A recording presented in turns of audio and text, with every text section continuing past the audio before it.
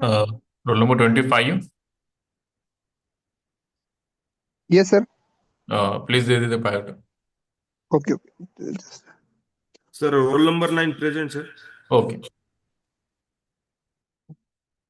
Okay. First of all, good morning to all. I my place myself to introduce the today's resource person. So today's resource person, Dr. Natasha Gomes, is a language researcher, cultural mediator with over a decade of teaching experience in India and France. She is a passionate educator dedicated to enhancing learning experience and e-content development. With a strong focus on learner centric practice, she has co-created over 100 open educational resources for Diksha, demonstrating her commitment to accessible and impactful education. As a teaching associate in MOOCs on SWAYAM, she has honed with her expertise in online learning environment. Additionally, she is an EdTech Society's certified trainer in discussion forum, moderation and engagement. In her MOOC on intercultural communication, she incorporates various learner-centric elements. Dr. Gomes is currently working as an assistant professor in Shinoy Gomes School of Language and Literature at Goa University, India. Thank you, sir. Thank you so much for that introduction. I hope I'm audible. Yes, ma'am.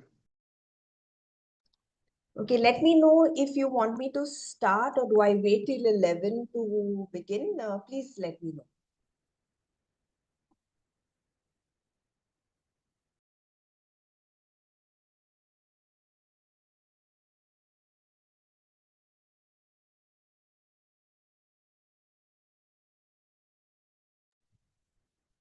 You can start, ma'am. Okay, thank you so much. I will just take a moment to share my screen.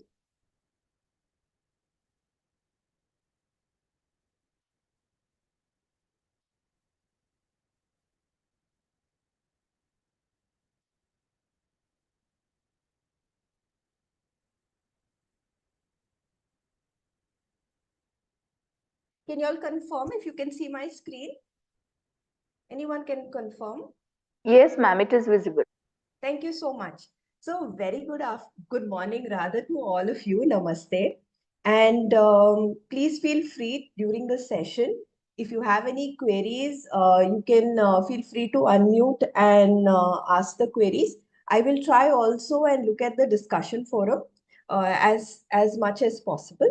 So let's begin and let's dive in because we have two sessions today. One will be just to give you an overview of what learner extension trajectories are, and then we'll have a hands-on session. But there'll be a lot of things that we cover in the first session, in the theoretical session, that will assist you for the remainder or the hands-on part of it. So what can we expect today? In this 90 minutes, we can expect maybe the definitions of what is LXT and why is it important? Why should we be concerned about what is LXT and why we should integrate it into our courses? And then most importantly, once we've understood what it is and why it is important, we'll move into how to integrate LXTs or learning extension trajectories into our courses. So you all must have already had an overview already of the LCM model, which talks about certain components. So LXT is one of them. But now just to help us understand, the importance of what these trajectories are, I have an activity on screen. So if you see, this is a set of resources that were given as part of a MOOC. Now, even if you don't know what secure communications is or secure communications is not in your field of study, that's fine. We are just looking at the structure of it right now, okay, irrespective of the subject. So if you were this instructor teaching secure communication or any other subject for that matter, and if you shared a list of resources like this, you have additional resources and you have like a bunch of links that follow. So just have a look at the screen for a few seconds and then I will ask you the question. So the question is now, if you provide this to your learners, how many of your students will actually access all the resources? That's your first question. So, and the second, how many will access at least one? So if you can use your chat and reply to this, you could say, number one, you can put, say that percentage of students will access all resources, comma, a certain percentage will access at least one. So in your opinion, in your experience, how many, what percentage of learners will access all resources and what percentage will access just a few resources? Let me try and see the chat.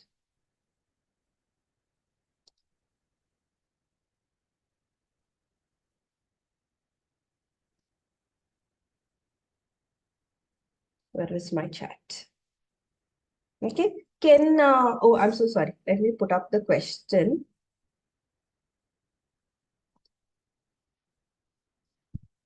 Can you let me know how many you think will access all of these resources and how many will access only a few of these resources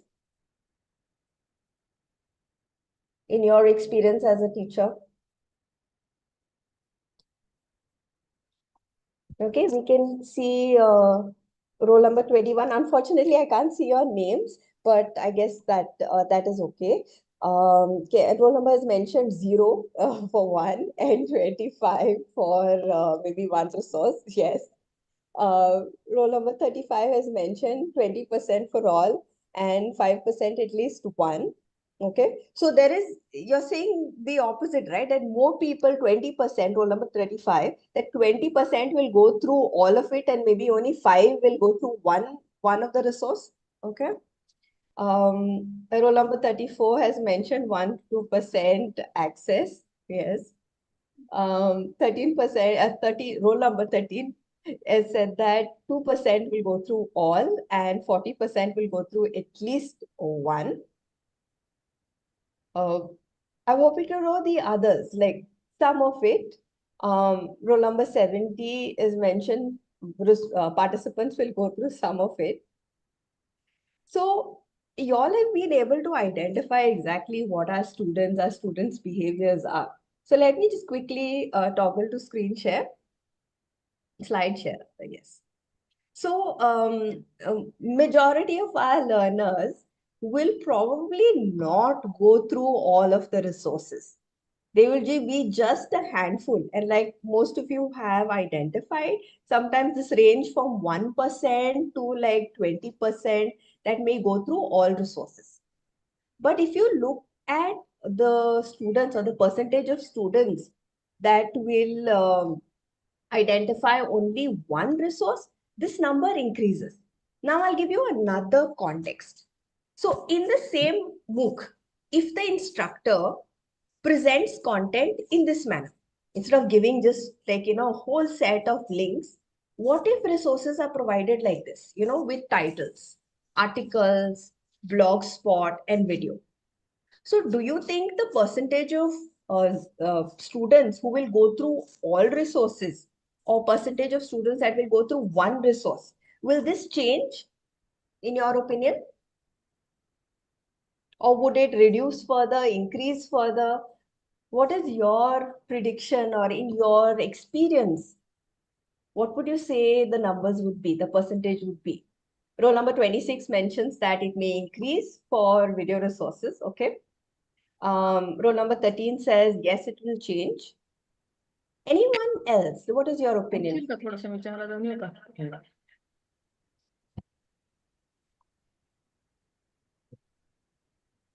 Any other opinion? Roll number 61. Ma'am, would you want to give your opinion for this?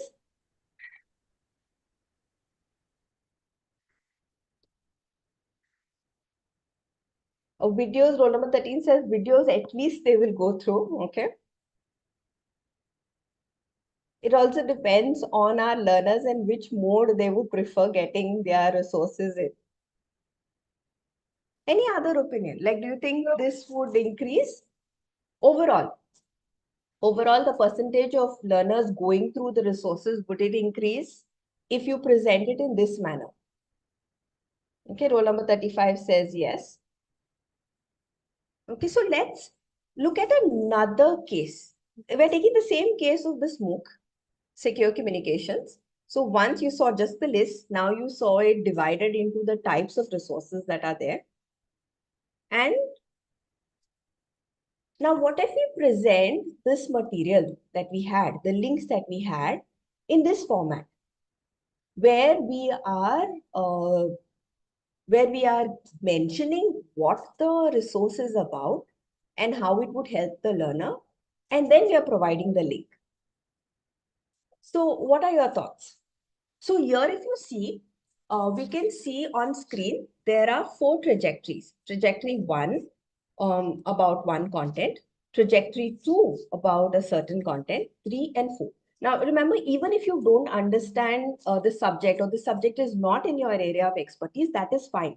We are just going to see how the template in which this is created. So in your opinion now, if you provide learners with these kind of pathways, how do you think your learners will react? We take the same question, how much percentage of your learners would go through all resources? How much percentage would go through at least one of the resource? And what are your thoughts on this? So you can see currently there are 4 pathways for it. Okay, we have roll number 26 saying that here the percentage would increase. Could you also elaborate and mention why do you think the percentage would increase?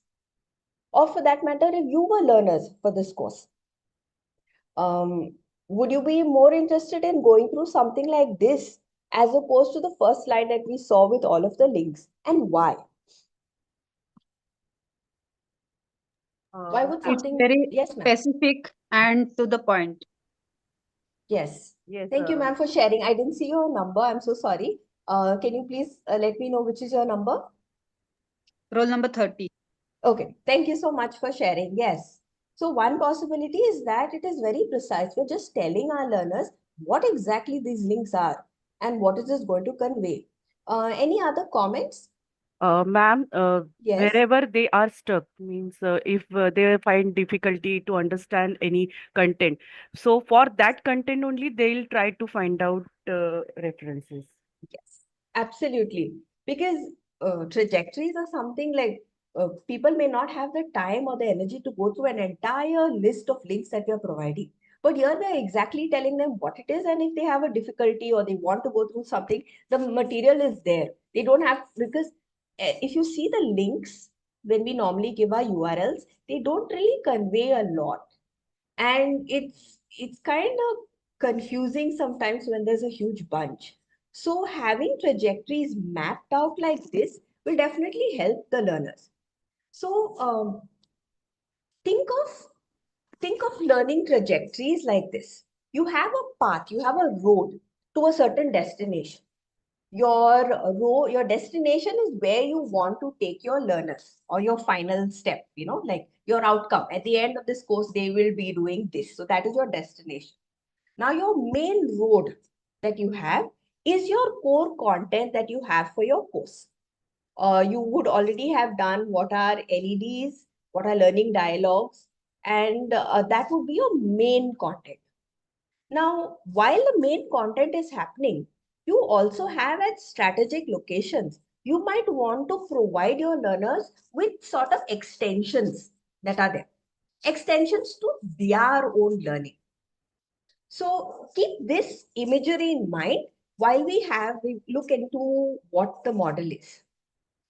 So you all might have seen this already, the learner-centric MOOC model. And in today's session, we will focus on only the learning extension trajectories. So I'll come back to the previous image that I showed you. So you have your core content that is there, and you have the extensions to your road or to your main content that are part of this extension trajectories. So basically, these learning extension trajectories, they give learners the possibility of extending their learning. Now, this extension of their learning could be in multiple ways. It could go beyond the course content.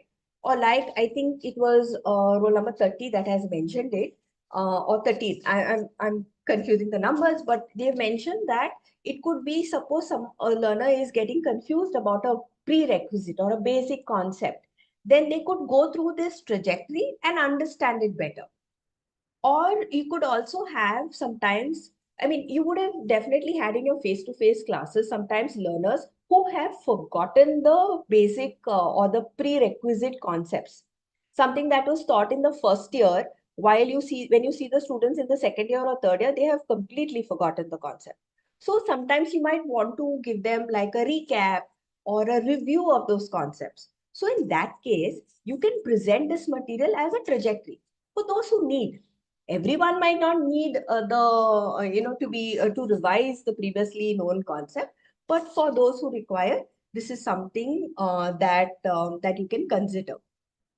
Now, this trajectories gives you the possibility, or gives learners the possibility of having like a flexible path. Flexibility. Yes, sir. 51, sir, if you want to, or ma'am. Okay. If you have any questions, you can always unmute and speak. But I just wanted to highlight one thing over here. There is a huge difference between what a learning extension trajectory is and what your reference material is. All of you must have given reference material for your courses, right? I'm sure we have reference material that is also given as part of our syllabus. So basically, the difference between a reference material and a learner extension trajectory is that learner extension trajectories, like is said over here on screen, you have resources that are provided to multiple learners and you have a quiz that is given. Okay, so just keep this in mind. We will come back to this idea and learn how to do, how to create a learner extension trajectories. And as we've seen in the previous examples, I showed you the example of the MOOC that was offered online. And as majority of you have also identified that presentation matters, the manner in which we present our material. So for instance, there's a difference between something like this, where you just have a bunch of links, and a more cleaner design, where you have clearly identified trajectories. So the way in which we present our material to our students, that would definitely matter. So let's see some examples now of how learning extension trajectories have been used in MOOCs. So this is a MOOC on designing learner-centric MOOCs. And what do you observe over here? This was given as learning extension trajectory resource. Can anyone highlight and tell me what do you see in this screenshot which has been added? How do you think how do you observe that the trajectories are identified? What has been done?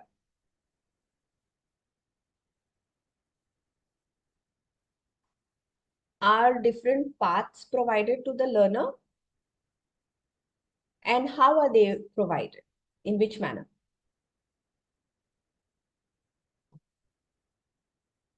Do you see the links as, HTTPS dot, and then you see the entire URL path?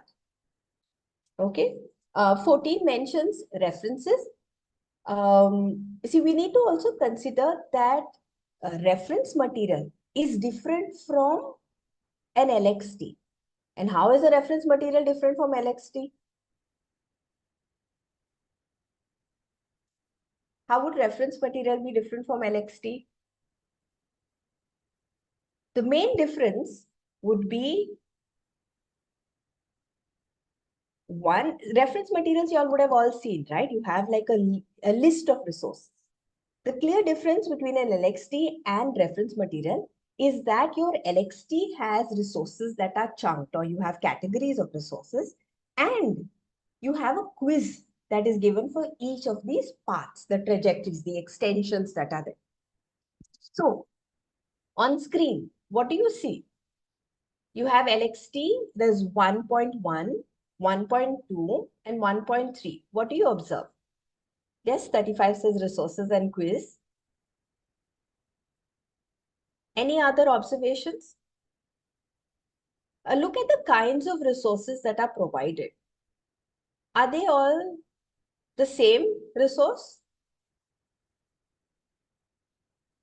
Okay, 61 asks the difference for LXT and references. Yes, this is basically one major difference. In references, you would just give a list of links, right? There's nothing else. You don't know whether learners are going through your reference links or not. But in an LXT, like you can see on screen, you have resources that are provided, but they are not just random links. They are packaged in a manner that tells the learners as to what they are going to learn if they go through the resource. Now, why is this important?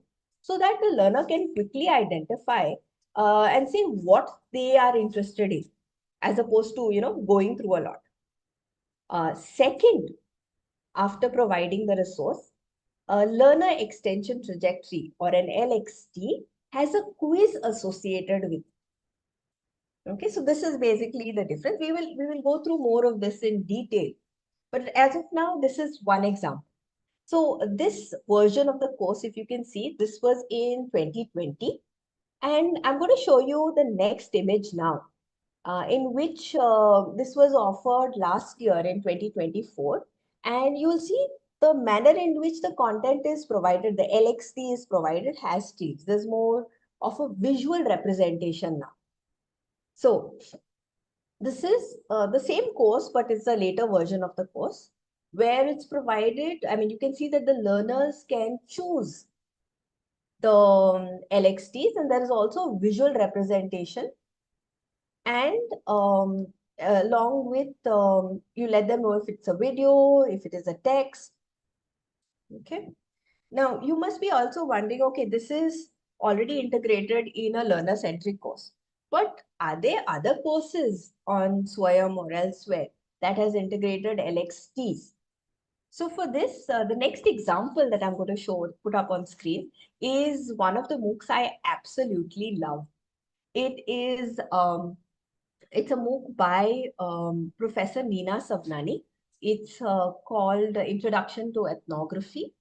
And in this MOOC, Professor Savnani has her LEDs, which are there. So she's named it as lecture, but they are essentially LEDs, your learning dialogues. And on the left-hand side, you can see your course content, right? On the left-hand side, she has also clearly identified what resources are LXTs. So if you can see, this is week 1. Actually, there are 3 LXTs, but I didn't have enough of space, so I just took a screenshot of only this. So she's mentioned what is the first LXT, and then later on in the course, she's also put in an LXT on design and development. So these are just 3 examples of LXTs being used. So hopefully with this, you will also start thinking of, how to structure your courses and how to put your learning extension trajectories in. Now, the main thing is, what are these trajectories and what is the purpose of having them? So the trajectories basically provide learners with a huge set of, like a huge pool of resources. One, it would help learners who maybe need to remember the prerequisites or prior concepts. So LXTs could have your prior concepts that need to be covered. It could also cover advanced topics. Say, for instance, there are some learners who already understand what you're mentioning in your LEDs, and they are getting bored or restless. So they need, you need to challenge them. So then an LXT could also be a means in which they can go through some additional information. I mean, I'm sure all of us have had these students in the course where they are super enthusiastic. They've gone through all of the material, and now they are eager to learn much more. we can also consider what the learners may be interested in. Because once, I mean, we've seen it, right? When students are motivated or interested, they will go the extra mile to understand a concept or read the material further. So maybe I can integrate this in. To give you an example, suppose I was teaching a course on languages, like communicative French or communicative English. And if I know that majority of my learners are from either an area or the majority of them like sports, then in my materials, when I'm creating my materials, if I include some materials on maybe comprehension passages on sports, in that manner, I will be able to, tie into what my learners are interested in.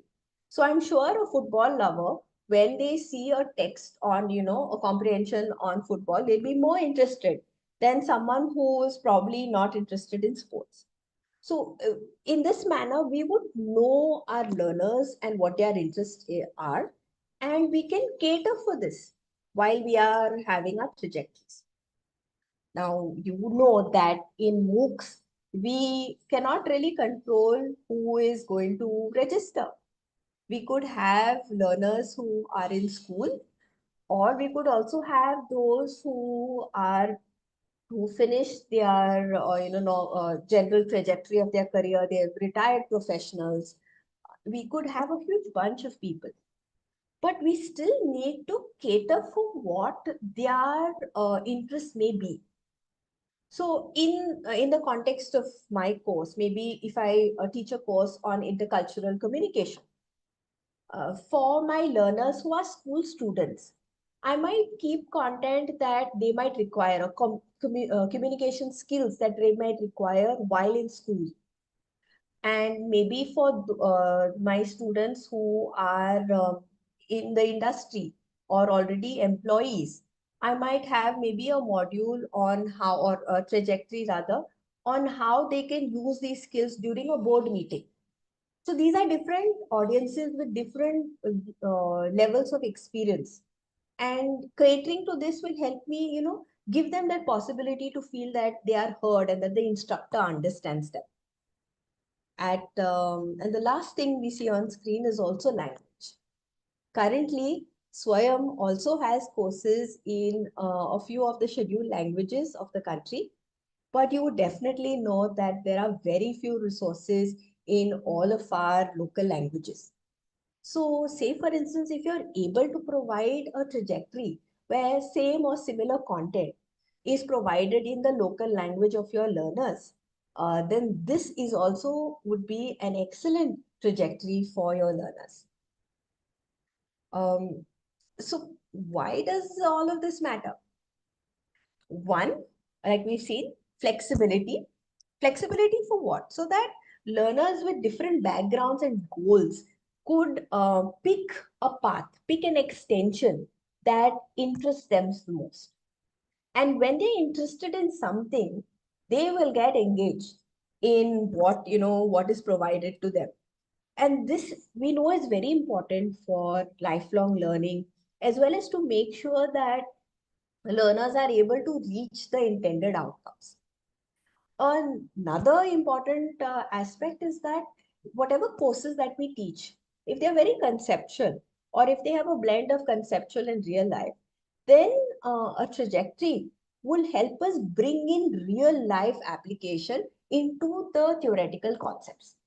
To give you an example again of a MOOC that I recently created on intercultural communication. So real life application would be what tools or what strategies they can use when they go out into the real life. So it's not only important for them to learn concepts of what identity is or what bias is, but they have actual tools that they can apply. Okay. So, ma'am, 8. Yes, if you have any question, you can unmute. If not, we'll go to the next. Till here, do you have any queries, questions? I can see roll number 14 has mentioned about ALM. So ALM is material that is linked to one of the concepts that are done in her course, ma'am Nina Sabnani's course. Okay. So that's not a concept related to the LCM course. It's just what she has mentioned. So before we go to the next slide, which has like a bunch of important highlights, is there any question? Is it, have you all been able to understand why so far? Why our LXT is important? If you can give me a thumbs up, or you can just unmute and let me know how are things.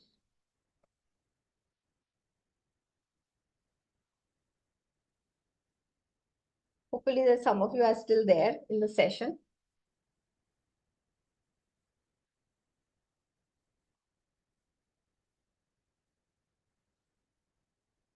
Okay, I can see a bunch of like thumbs up. Okay, thank you. Let's move to the next. Now, in the next image, we are going to see a whole set of icons. Now, these icons, I will pause and we will go through the importance. So remember, like once we finish the session today, this image would give you like an overall understanding of what an LXT is and what components it has. So we have the instructor that creates content, okay, that creates the LXT.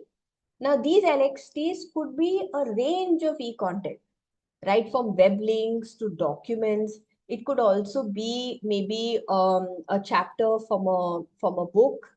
It could be activities that you're providing, maybe interactive activities or things that they could, work on. Videos, some of you mentioned that your learners prefer going through videos. So videos could also be there. And it could also be other things like, links to softwares if, you need these things for your course content. So resources could be a range. It just depends on what your requirements are.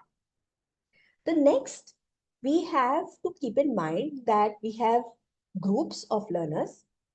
And your groups of learners could be, like we had spoken earlier, learners who require maybe pre-knowledge or prerequisite, they need to revise. Or maybe you have another group that are speakers of a certain language and they require, resources maybe in that particular language. And you also may have individual learners that you need to cater to. So both your groups of learners as well as your individual learners would be able to access all of the resources. Now, it is just for illustration purpose that the arrow is onto, videos and documents. But basically, all of your learners have the possibility to access all of the trajectories. But we just know that maybe only few will go through the trajectories. So we already went through the fact that an LXT, you have the resource that is there, and this is followed by an assimilation quiz. Okay, you have your resources and you have an assimilation quiz that is associated or that is corresponding to an LXT. Now, it's one of the best practices to have the LXT and immediately after that, the assimilation quiz. Now, you must be wondering, assimilation quiz. Yes. So why assimilation? Assimilation, basically the term means so that they can assimilate whatever content they wish. So this assimilation quiz helps the learner process the information and put in their answers to based on what they have gone through in the previous material. So I hope this is okay with all of you. We will break down these elements in further detail, but just keep this image in mind. And whenever after you finish the course, when you're preparing your material and you need to come back the content, then this image will help you, just guide you as to what an LXT is. So what are some of the guidelines? Now we will come back to these guidelines in our hands-on session also that we will have in the afternoon. But right here, let's just keep few things in mind. One, identify a minimum of 3 categories of learners that will join your course. Now, this helps us in multiple ways because we can't cater for all learners that may come in. I mean, that is the ideal situation if we cater to all learners. But when we are planning, we need to have at least our target learners in mind. Now, these learners could be maybe our undergraduate students that we have. It could be maybe working professionals. So you need to identify for your course at least 3 categories of learners. Next, you need to have at least one resource for each category of learners. So during your entire MOOC, you will have different different maybe locations at which you would want to put your LXD. So you have to make sure that you are addressing at least all of the learners at some point when you're proposing your LXDs. Now, resources also need to be, the ones that you select need to have the appropriate copyright. We know that we cannot, just because a resource is available online, just because a link is there online, that doesn't mean that we can reuse it in our course, especially if it's a MOOC. We need to check the appropriate license and then put it out. Say, for instance, there is an excellent textbook that is there. And in this textbook, you have found an activity that you would definitely feel your advanced learners would enjoy. Now, we can't just directly take the activity from there and add it into our course. Why? Because we need to check the license. So if you have any queries, then I can develop this further, or we can discuss this further. But as of now, just remember that the resources need to have the appropriate license so that we don't violate any copyright or that we are not plagiarizing anything. So this needs to be taken care of. Next, very important, is that every extension trajectory, learner extension trajectory, is followed by an assimilation quiz. So let's do another activity now. So you've already answered this question earlier, how many students will go through the resource. But I have a follow-up question. So suppose we give this to our learners, trajectory 1, 2, 3, and 4. We provide this to the learners. And then we say that we are going to have a quiz. How many learners do you think will answer or go through the resources if there is a quiz associated with it? According to you, how many learners would go through the quiz or go through the resource as well as the quiz if there is, if you say that there is a quiz associated with the resource? If you can use the chat, or you can also unmute. If you announce that there is a test based on the resource, what is the possibility? Roll number 13 says that, yes, 70% will go through. 35 says that all those who wish to get marks, yes, they would go through the resource. And how many students do you think will go through all of the resource, all of the trajectories that are there? How many students will go through all of the resources, and how many students would go through at least one of the resource if there is a test associated with each of it? So if you can see this, right, the previous image that I put, so you can have a test based on each trajectory. And certain trajectories, if you see trajectory 3 has 2 resources linked to it. Trajectory 4 has also 2, while the others have just 1 resource. So how many of your students you think will go through all the resource? And how many do you think will go through just 1 resource if there is a test associated with it? 10% would go through at least 1 resource, okay? So this 10% is also higher than the 2-3% that we had just discussed in our, the very first activity. So yes, any other comments in your experience? I'm sure you would also be using similar strategies in your face-to-face class. When you tell the students that, okay, there is going to be a test, I'm surely going to include this in a test. So do you think students go through the resource when you say something like that? What are your comments or what's your experience with this?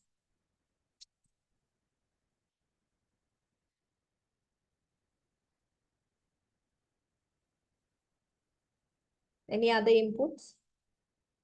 How likely are your students going to access a resource if there is a quiz associated? Roll number 13 says that 20% will go through all if there is a test. Okay, this is a huge number. 20% going through all the resource. So I'll give you an example over here. So you remember when we just transitioned into the pandemic and soon after, at that point in time, there were a lot of people who were doing online courses. So at that moment, I was also a part of a team that designed a MOOC for teachers to use learning resources. So it was a MOOC by IIT Bombay, and I was a teaching associate for the MOOC. So now what happened is the MOOC was actually on using smart boards. So smart boards were given to the teachers, and the MOOC was how to use it. Like what are the different strategies? What are the different features of the MOOC that the students can or that the teachers can use? So at that point in time, it was just during the pandemic. So in January, the MOOC ran, and at that point, we were sharing as LXTs just resources that help your teacher in face-to-face teaching. And then the pandemic immediately hit by February, end of Feb, I think, or beginning March. We were in lockdown. So now imagine we have a course on how teachers should use smart boards, but teachers can't go to their institutions because we are in lockdown. And at the same time, the teachers need to take online classes. So the same LXTs that we had provided earlier for face-to-face class may not have been very appropriate for an online class. So at that point in time, the instructors took a decision that as LXTs, they would provide resources that teachers would require for online teaching. So in the LXTs, you had things like how do you use something like a Mentimeter for engagement. And we noticed like when we put up these LXTs, and at some point, we looked at the analytics. And the technical team told us that at some juncture, I think it was beginning of March, that the learners had gone through, learners in our case were teachers, they went through all of the LXTs that were there. One, because they were interested in it. And second, also, it's possible that because of the evaluation process, they were more motivated to, have a look at these resources and answer. So, like 30 has mentioned, if it is used for evaluation purpose, then all of them, all of the learners or students will go through the resource. So definitely, this is something we need to keep in mind. Now, the question is, even if we are having evaluation, so I can see that you might also have this query. So should the quiz be graded or not graded? Should we grade the learners? Should we consider their grade? So what are your thoughts on this? When we are saying that there is a test, should we grade them? Should we consider the grade for their final score? What are the benefits and what are the drawbacks? So 35 says yes. 30 also says yes. 30, 35, could you elaborate and tell us maybe why do you think that, in your opinion, why should you grade this? If you can unmute or type, both are fine. Why do you think you should grade, in your opinion, grade these quizzes or assign a grade to it? Or maybe tell students that, the marks will count for, their overall score. Oh, you are not able to unmute.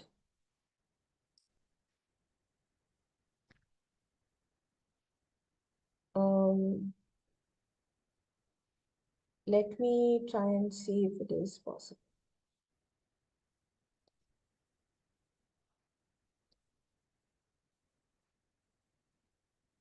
Or ma'am, if you can type in the meantime, I can't figure out how to toggle between screens. Ma'am or sir, I'm so sorry. Roll number 35. So 13 says that it would increase the motivation. Okay. 35 says learners are hungry for grades only. Yes, I can understand. So marks are something that we should definitely consider, at least assigning a minor grade. Because like you mentioned, we need to motivate them. So giving a grade helps to incentivize. We give them some kind of incentive to say that, okay, you've gone through the resource, you answer well, and you will get your marks for this. And why is the quiz important? This you would know. We have quizzes to improve recall, so that students are not just passively going through something, but they are able to apply the content that they've learned and answer an assessment. Now, can you think of any other way apart from having a quiz, like, question answer?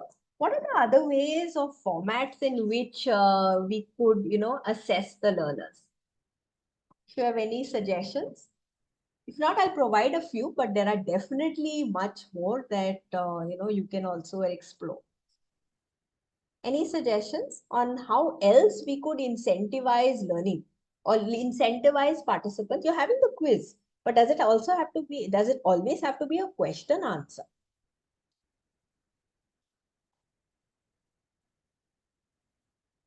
So while you think of it, you all can use the chat if you have more ideas. I'll give you a few just to, give you sort of an idea. So you can choose different formats. It does not always have to be, like an MCQ. Could be other resources also, other formats. Like you could provide badges instead of marks. In a lot of places, you have these leaderboards that are there where you can see how the class is performing or how groups of people are performing, who has the highest score. So these are also possibilities. You can have badges. You could have other participants rate the review or the comments or rate the answers rather. Okay. And there are definitely other means in which you can integrate this. I'm sure that you will also, once you start getting into this, you'll start thinking of other possibilities. So if at some point you have any other ideas, please feel free to post on the chat. So now just a few guidelines. So we will revisit this in our hands-on session just to help you think of possibilities. So few things. One, the first guideline is every trajectory needs to be followed by an assimilation quiz. So every trajectory by an assimilation quiz. Now, the next part is that your assimilation quiz questions should be something that is very simple, not complex. Why? Because it should be something that they can quickly go through the resource and answer. To give you an example, suppose I give a video to my learners.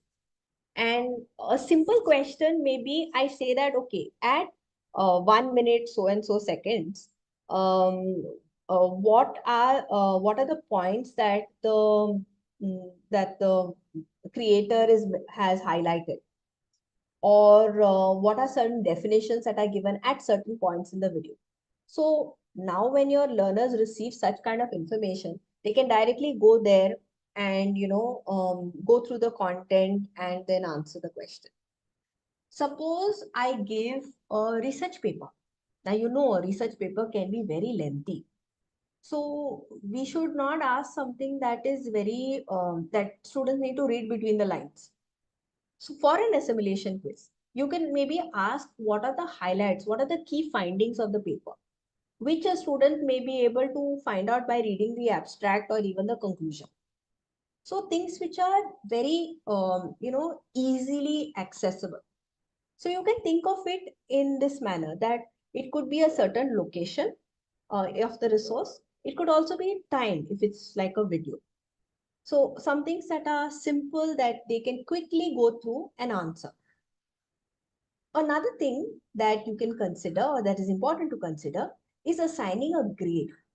Now, over here, the guideline would be, or it's advisable to assign a minor grade so that once they go through it, they can answer.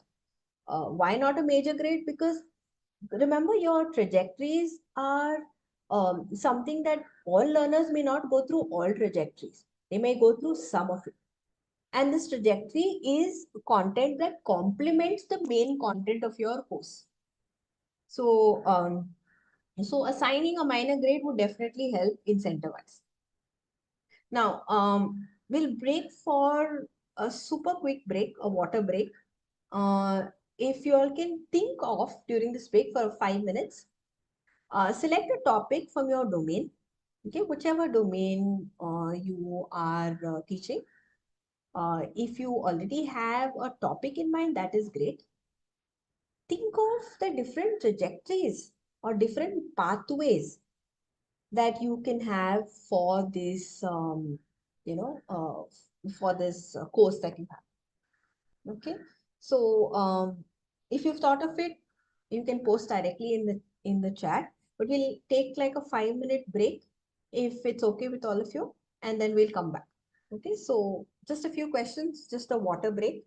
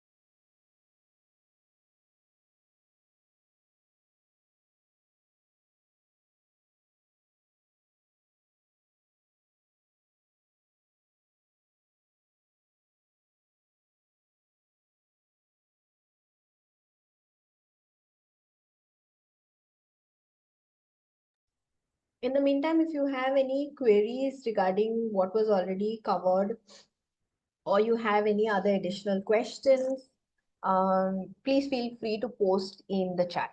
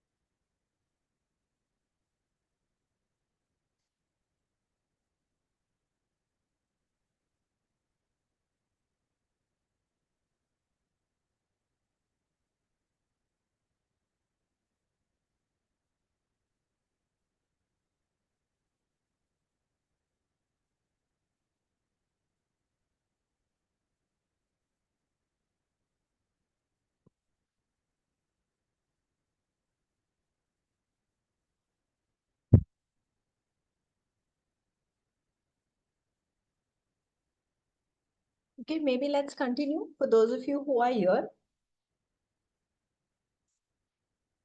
could you share what are the different trajectories that you could have for your course in your domain?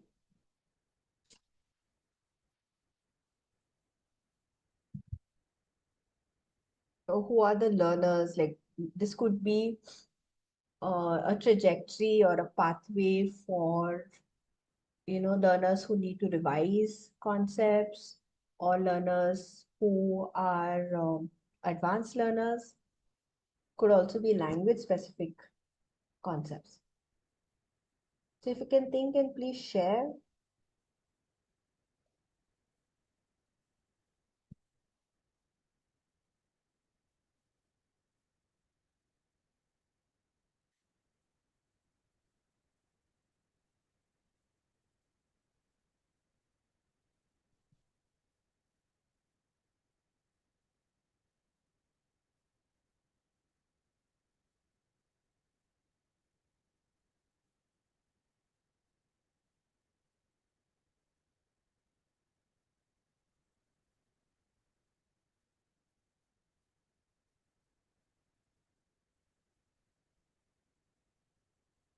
If you can also share which topic would you be thinking, to create a MOOC on?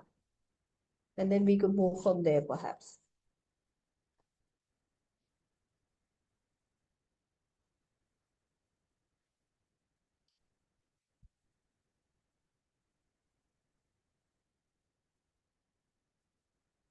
A topic in your domain. It could also be an interdisciplinary topic that you wish to create a MOOC.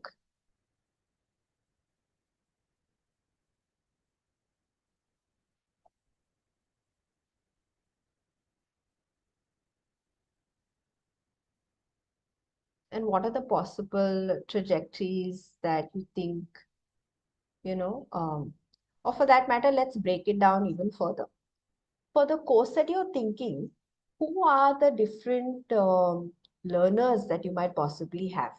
What are the different categories of learners that you might have for this? Can you identify and share?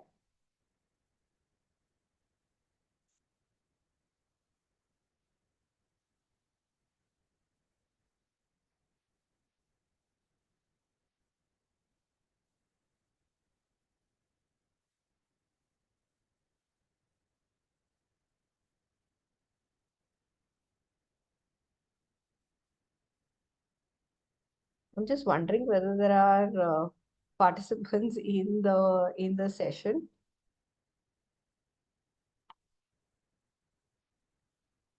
Okay, so we have 26 who has mentioned social stratification, undergraduate and postgraduate students. Okay.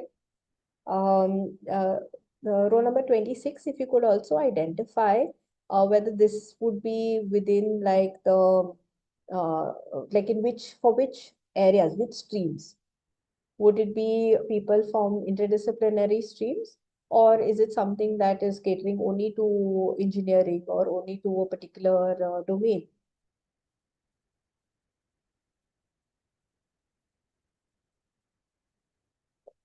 So then also think of, this is for all, also think of the different pathways that you could give. So for social stratification, maybe for the undergraduate learners who are there, they would probably require at some point um, uh, to learn certain concepts. I have another question. So roll number 26, this course that you're developing, does it require learners to have any prerequisite understanding? Or even if they are undergraduates, they would be able to do? Okay, so interdisciplinary streams and also those who wish to attempt competitive exams. Okay. So you also have another set of learners. So suppose a person is not currently a undergraduate or postgraduate student, but is taking a gap year and wants to attempt competitive exams, or maybe they are a working professional who's still attempting, these competitive exams, and they could also be interested in your course, right?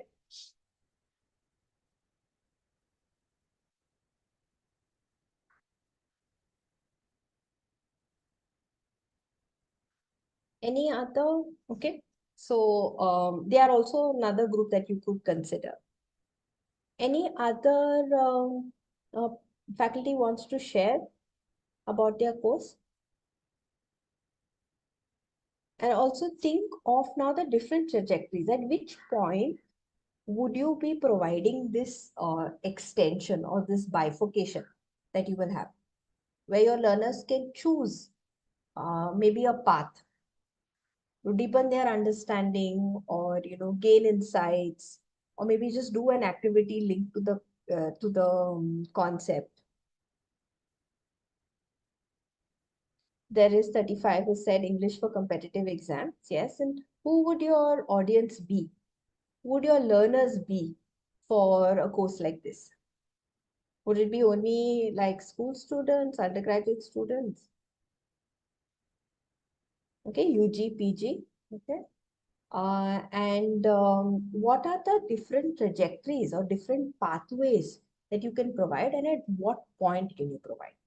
So 62 is saying that development of personality by mastering communication skills. Okay, so this is the name of the course.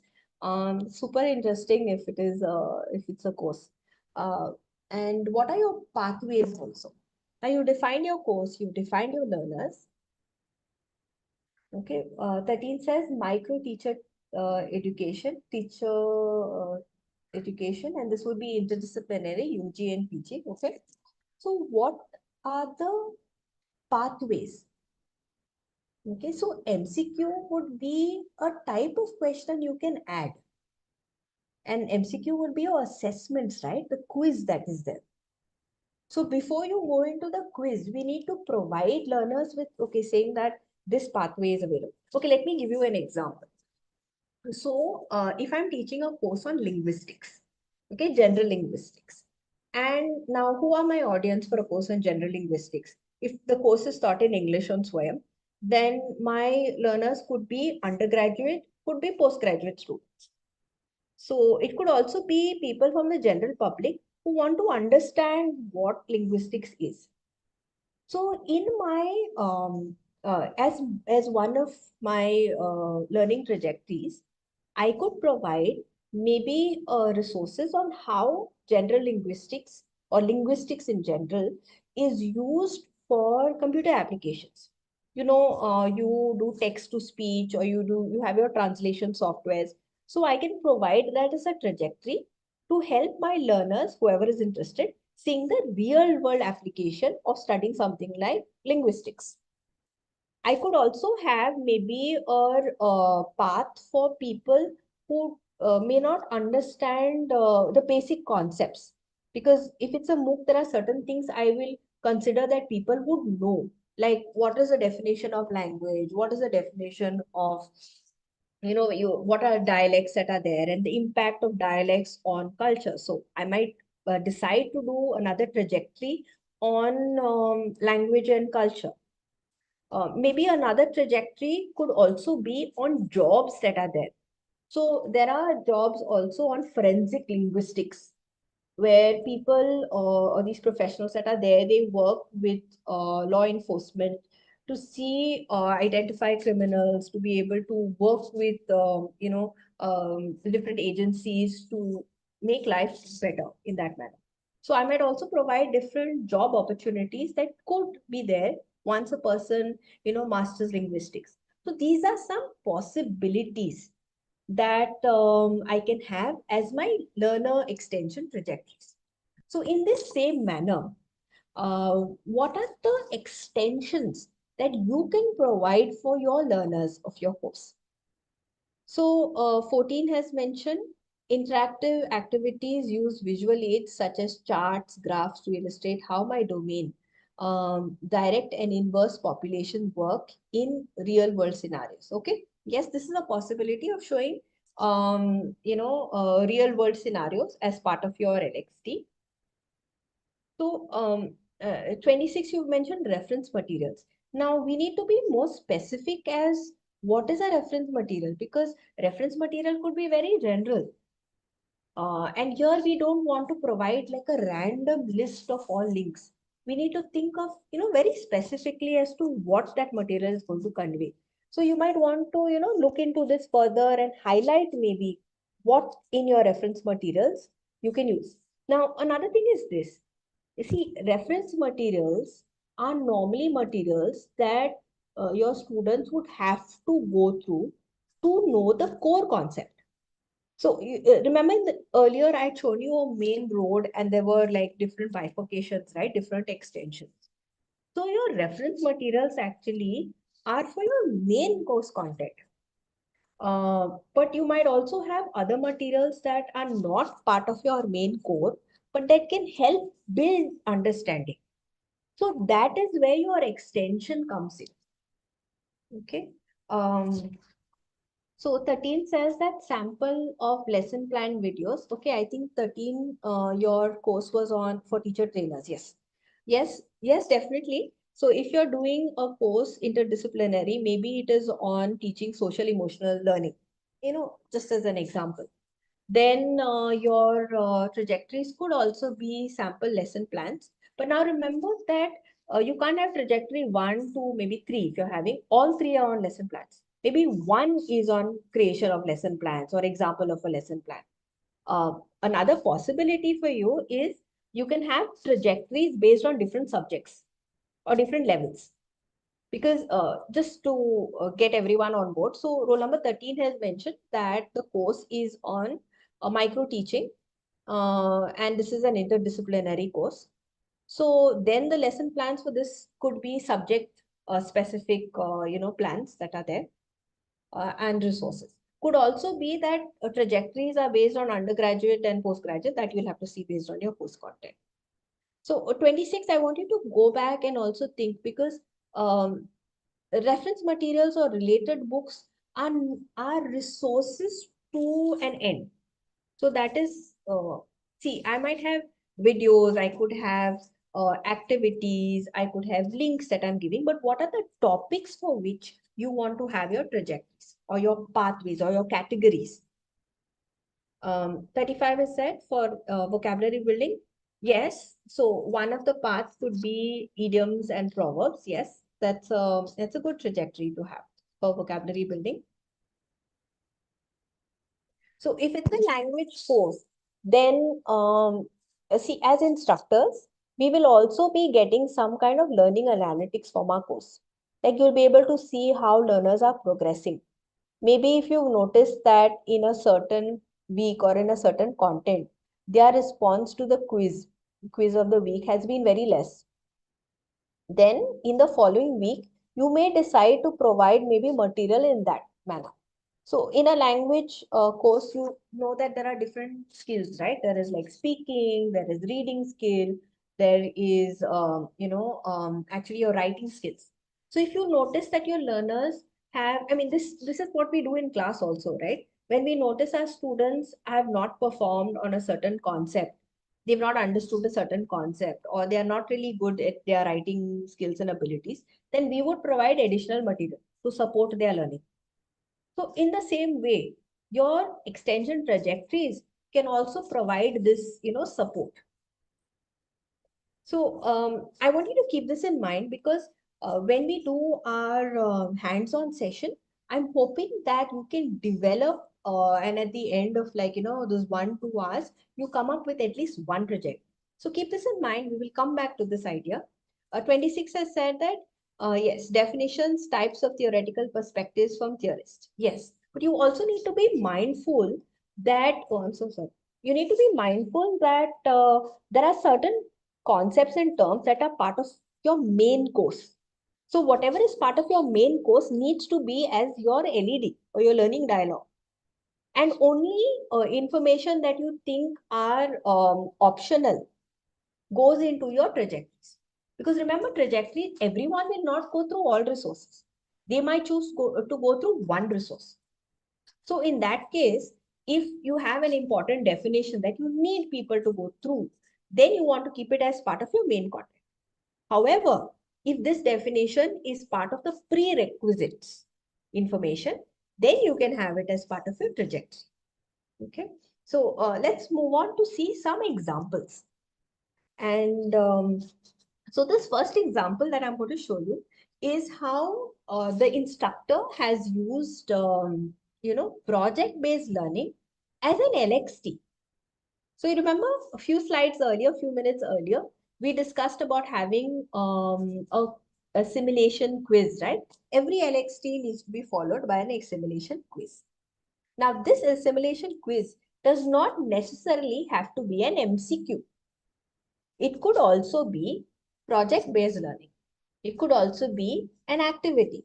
So what you see on screen is taken from a course that was offered, I think, on edX, if I'm not mistaken. So this course was on using Blender. And if you can see on screen, the activity was using Blender in a certain manner to create like an object. And the Buddha that you see on screen is a submission by a student. And there's also an associated paper. If you all are interested, you can go and read up on this paper. It just shows how this has been put into practice as a, how project-based learning is used as a learning extension trajectory. So this is one example. The next example is also taken from the same course. So the course was on Blender. So if Blender is basically a visualization tool to help you create 3D animations. So in this course, you had learners who went ahead. They were super enthusiastic. They went ahead and they also created, visualizations of various monuments that are there. This is part of our heritage, right? And the student after this, worked on it further. This was very impressive. So he used it in his CV and then picked a different career path based on this project that was given as an LXT. So he's developed a VR model of the temple. This is a temple in Kerala. So these could also be possibilities for your students. A project that is there that they later use it as part of their portfolio, and it can open up a new path. So don't only think of assimilation quiz as MCQ, but there are other possibilities. So coming to our takeaways. So we know that LXTs are your, pathways which are there, and they need to cater for different learners, having different learning levels. So like we said, this could be undergraduate students, could be postgraduate, could also be high school students. Because while our target population or our target audience may be UG and PG, today a MOOC is open to everyone, right? That's why it's massive open online course. And if you notice that there are a lot of students who are there, and school students or high school students who are interested, then you might want to consider providing them with some additional content that might be aligned to their learning level. Now, you can also decide resources that increase, the depth of learning as well as the breadth. Breadth could be handling various other, pathways to your same topic. And depth could be how much detail you want to give. Because when we're providing our main content, we may choose what are the essential. But sometimes that maybe there's a case study that is linked to your topic that you don't really have time and space to include in your main content. Then this could be added as part of your LX. And remember, it's very important to close the loop with an assimilation quiz. Now, I didn't know whether, we would require time. So what I've done is I've added my conclusion slide over here, but I also have additional material in case you want to discuss. Or we can also keep the floor open to questions. Okay. So the additional slides that I have on is how to use maybe ChatGPT or your LLMs to design LXTs. And also how do you take care of copyright? How do you make sure that you handle copyright in the most ethically, sensitive manner? So, but I will keep it open first if you have any specific questions, and then I'll go to the additional content that I've added. Any questions? If you can unmute or post your questions here. Would you be interested in knowing how to use LLMs, or are you already using large language models that are there for your instruction?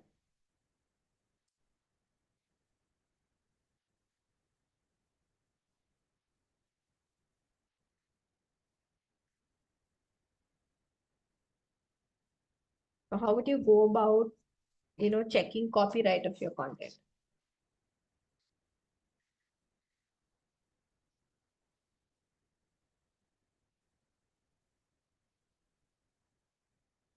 If you're already aware of the content, then we could skip it. But if you have any questions, queries,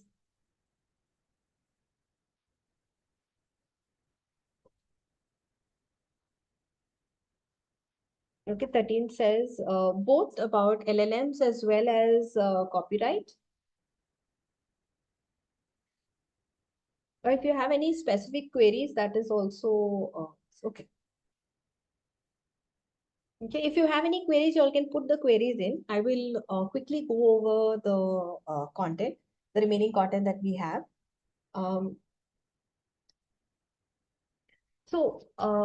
If you've used any of the large language models, generative AI that's there, you would know that they have multiple advantages as disadvantages. So while we are designing our LXT, now remember, sometimes we may not always, we may know the concepts, or we might know our learners, but we might just need assistance with brainstorming. So then we can definitely use generative AI to assist in this process of brainstorming. What do we do while we're using ChatGPT or Gemini or my Copilot, Microsoft Copilot that is there? We need to use a prompt. So what I'm going to show you on screen is a prompt actually taken from the MOOC, the Anacentric MOOC that Dr. Jayakrishnan provided. So remember, you can always tweak this prompt. Okay, this is just given to you as a guideline. So you could have something like to suggest learning materials that you could provide to your learners. Okay, and class, you add the name of your course so that they can either go, now you can define, either you want them to go deeper into the topic or explore wider concepts. So think of it this way.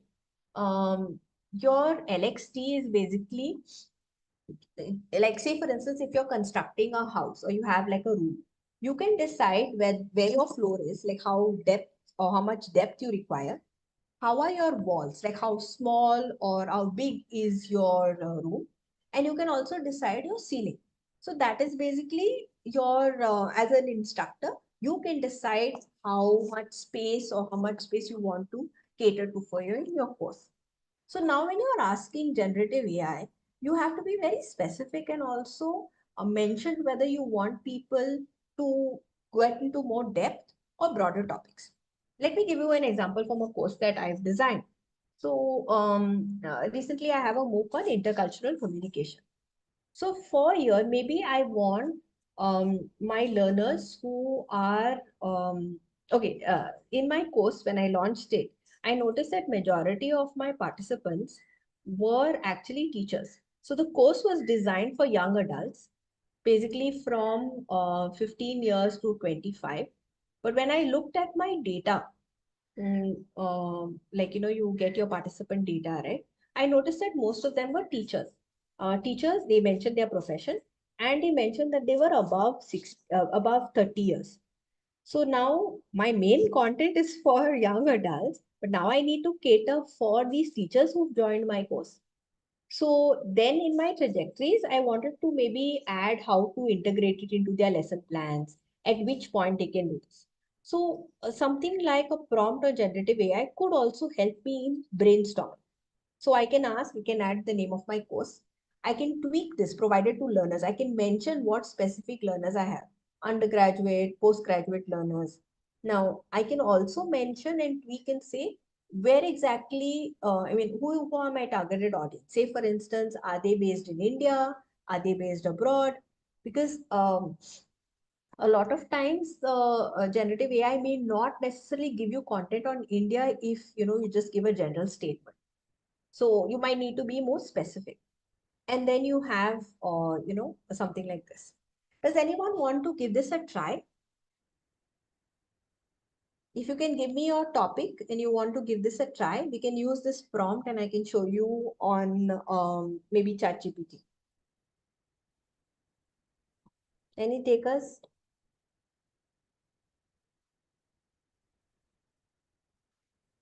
I'll show you for one of the materials for one of my course. One to one.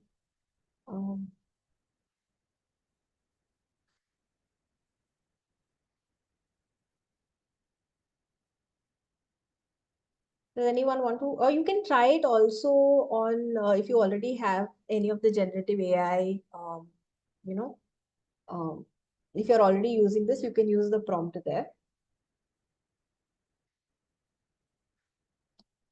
I will post this in the chat. Okay.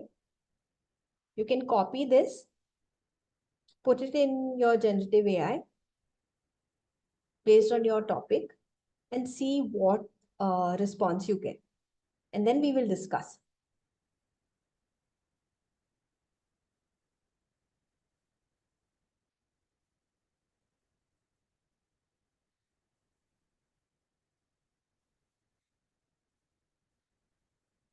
Or if you need me to do it, just provide me with the name of your topic or the domain, some specifics so that we can use it, and we'll see what answers we are getting.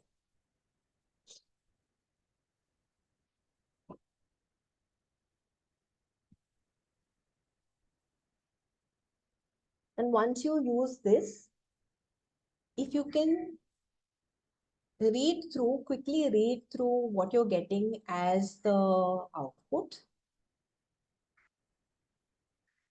And maybe I observe and see what kind of output you're getting from there. How many resources are, or what is suggested in the first place? What kind of resources are suggested? And are the resources relevant to your field?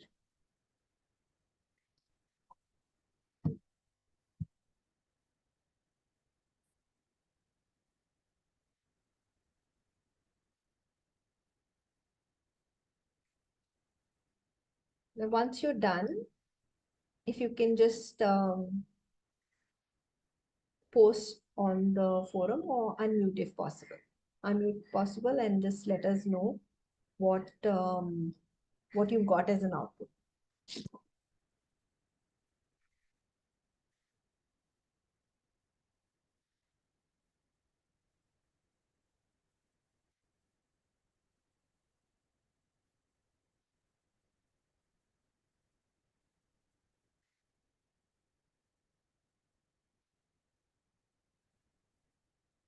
Yeah, so you can use any of the LLMs that are there. You can use, you can use generative AI, basically. So you can use ChatGPT, you can use Copilot, Microsoft Copilot, you can use a Bard or Gemini. That's there. Earlier it was called Bard, I think. Any one that you normally use.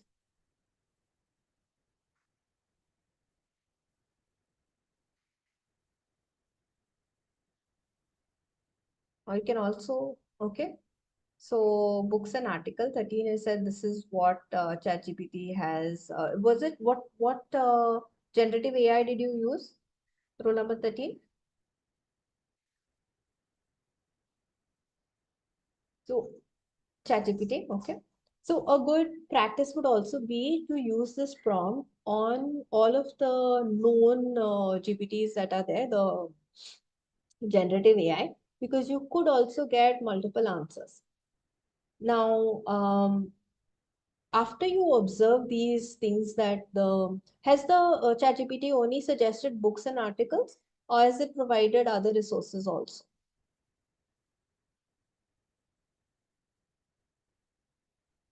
Has anyone else given this a try?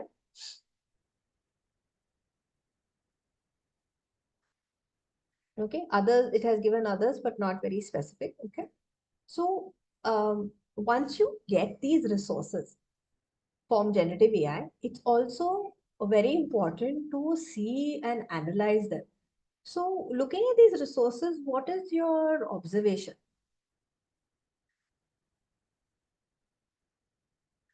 How quickly has ChatGPT provided these responses?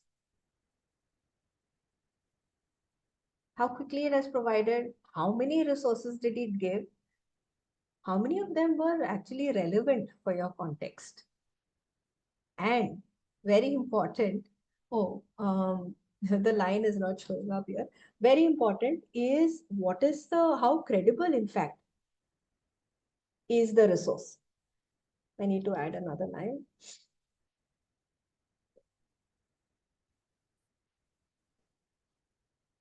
How credible are the resources? So 13 has mentioned that, okay, so it's provided a lot. So we need to, select these resources. And how credible are these? Like, are they actually books that are suggested? Like, say, for instance, this Micro Teaching, a Guide to Effective Teaching by C.K. Bhatia. Okay. 26 has said most of them are fictional. Okay. This is very possible. Hence, it's important for us to go through the resource and check whether it actually exists. Now, some of the generative AI tools, they give you or they provide at the end of the course what resources that they have, skimmed through to create. So they provide you with the source of the material. So in that case, you can go there, click on the links and actually check. So when it comes to books and activities, you can definitely try out. But books is something that you might want to go and check to see whether they actually exist or not. But having said that, the generative AI does provide some brainstorming, strategies also, so that it will help you think and say, okay, I could use books maybe. I could use some articles on this. Now, also remember one thing, that as a trajectory, if we provide an entire book, uh, like, will our learners go through the entire book? Maybe not. So we may need to give maybe a snippet of that entire book, maybe a page here and there, so that they are able to finish the activity. So things that you might consider, but generative AI is definitely something you can consider for brainstorming, to think of, what can be put in. Do you want to also try the activities that you can include ask generative AI for ideas on activities that you can include. So we have our questions. So this answer you would definitely know, that we cannot directly use the responses by ChatGPT or other generative AI, but it is definitely something that we can consider as a first step, but not the last. Okay. This is something super important, especially if you're putting content up that will go into the public. We need to check the copyright and use resources very ethically. So, do you have any, oh, I'm sorry, I have a question up here for you. I will change the question. Okay. So the answer for this is probably no, you can't directly use. So, because why can't you directly use? Because all content is not free to reuse. You need to check the license, and it is preferable that you use open education resources. But now the question is, where do you find these open educational resources? Do you have any suggestions as to where we could find these open resources? Any suggestions where you can find open education resources? Do you need explanation? Okay, Swayam. But Swayam, all of the resources may not be open education resources. See, we need to check and see explicitly what is mentioned. The government portals that are there in India, definitely some of them do provide OERs. Say, for instance, you have Diksha. The resources on Diksha as a platform. Sorry, I chose the wrong option. I hope you can see my screen, the Diksha on screen.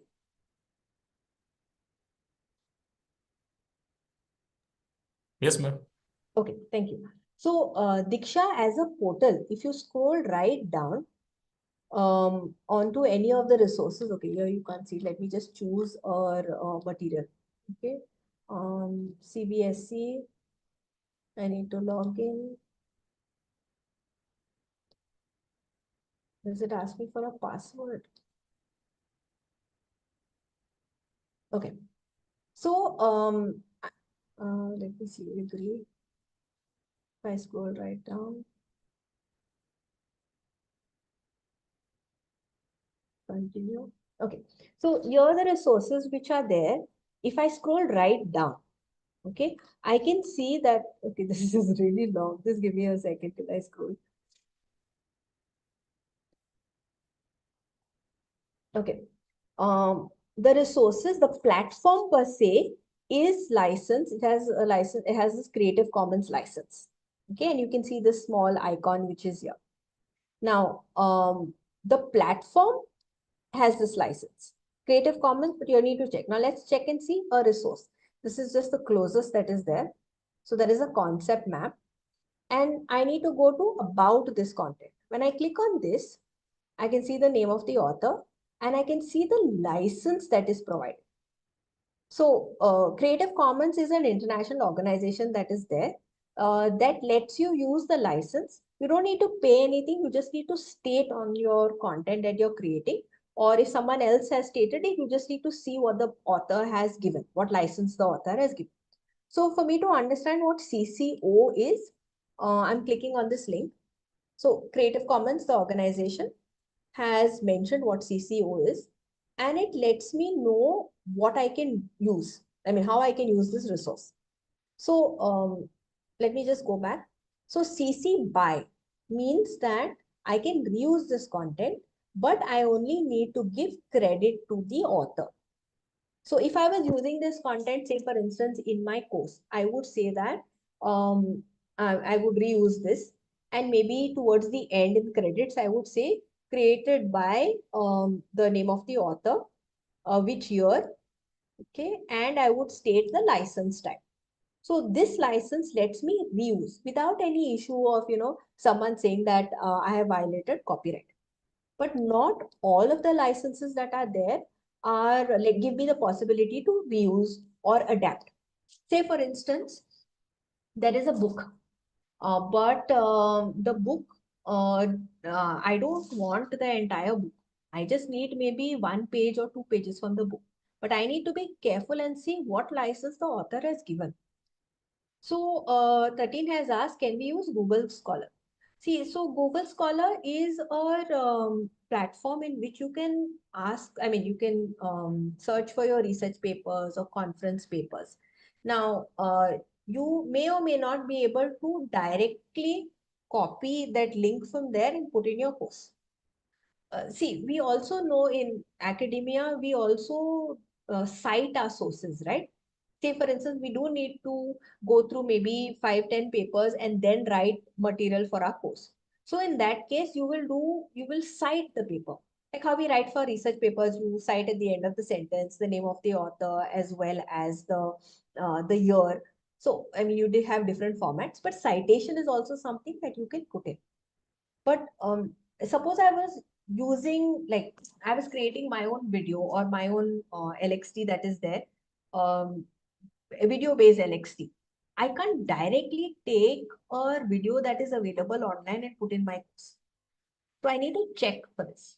Now, another thing that people do is also getting explicit copyright permissions from the author. But as you know, this will take time, a lot of energy, and in certain cases you might need to pay them a royalty also. So these are things that you might need to consider. The best option is to use a free resource. So in terms of textbooks, there are lots of sources where you can find textbooks. Say for instance, you have OER Commons, textbooks or other materials also.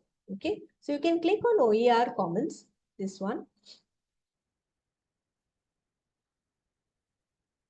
And you will have a bunch of resources that are there, right, from different subjects to education levels. So let's check. graduation, I'm just putting the first option that comes in. Okay. I had used for intercultural communication, so therefore you can see this option that's there. So like OER Commons, there are many other repositories that you can use. So here you can see there are a bunch of resources. You can choose the license type, unrestricted use, conditional use, print only. So there are a lot of possibilities. There's also this, it's a platform for sharing of books called as Press Books. And different organizations or different universities that are there, they upload their books that are there. Is also British Columbia online, or you can also put in saying that free textbooks. Have you heard of Creative Commons licensing?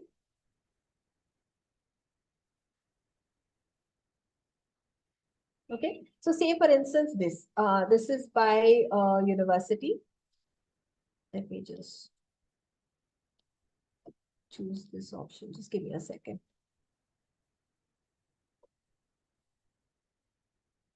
So you have this thing called as open textbooks. So you look for a textbook, go to open collection.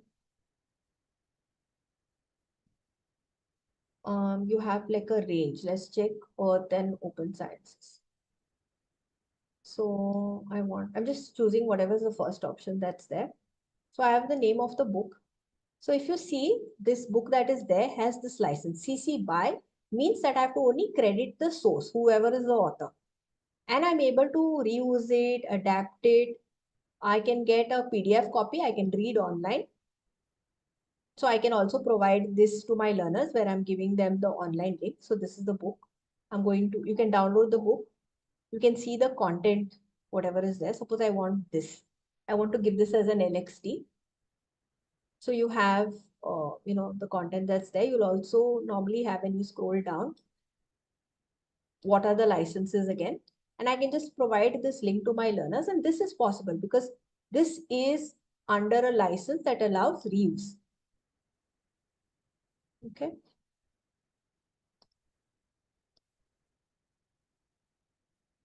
So, do you have any further questions? Any further questions, queries? If not, then maybe we will close this session and then begin in a few minutes with the lab session. So basically, the LXTs that are there, they help you empower your learners to choose their own paths, especially that suits their own needs, or maybe sometimes to, feed into their curiosity. And that is where we definitely encourage you to think of different paths. So with this, let's close the session here. And if you have queries, then definitely we will take it in the hands-on. So thank you, everyone. Tell me, do you all, can we have a few minutes break? Generally, how do you all proceed to the next session?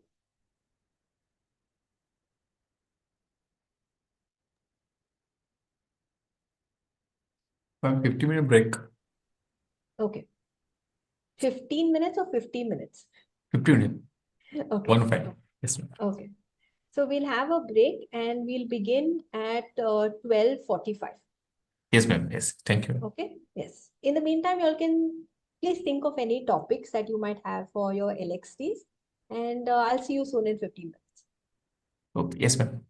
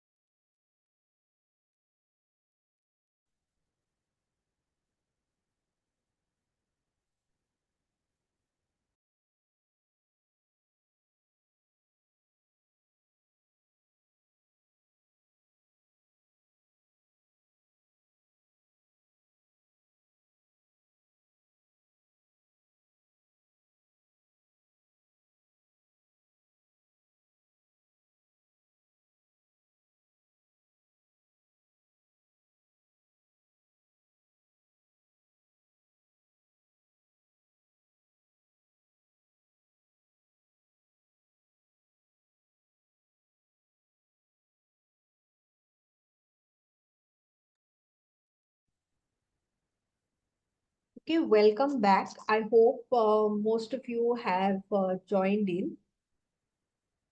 So with me today, we also have Dr. Lalita Muthreja, and she will be assisting also with maybe examples. We'll see her also posting on the forum. So if it's okay with everyone, or at least most of you, can we continue with the lab session? Are you all at your computers? Okay. Okay, so let's begin. So the process of making or creating an LXT is super simple because you've already been creating resource. So what we will do is we will go through a step-by-step process, and I'm hoping that if you follow the instructions, that at the end of this 1 hour 15 minutes, you will have a working draft of what your LXT is. So let's quickly begin. To be able to create our LXT, we normally have 3 major questions that we can answer. One, how much diversity? And we will get into more specifics of this. But for now, you can just keep in mind these 3 major questions. One, how much diversity are we or should we address? Second, where do you get appropriate resources? And third, how to incentivize, your participants to put in their time and energy to go through these resources. So let's quickly go into the first how. Now, for the course that you're offering, can you think of 3 categories or identify 3 categories, 3 groups of learners that will register for your course? Now, for this lab activity, you can use a Google Doc if you have access to it, or you can also jot it down on a book. Once you've done this, I would suggest, if possible, if you could also share it with us on the chat, or if possible, unmute and speak.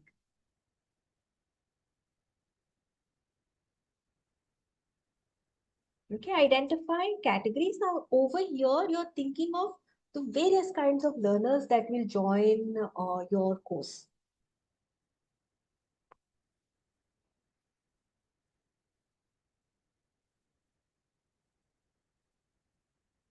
If admins can provide access to participants to unmute, if possible.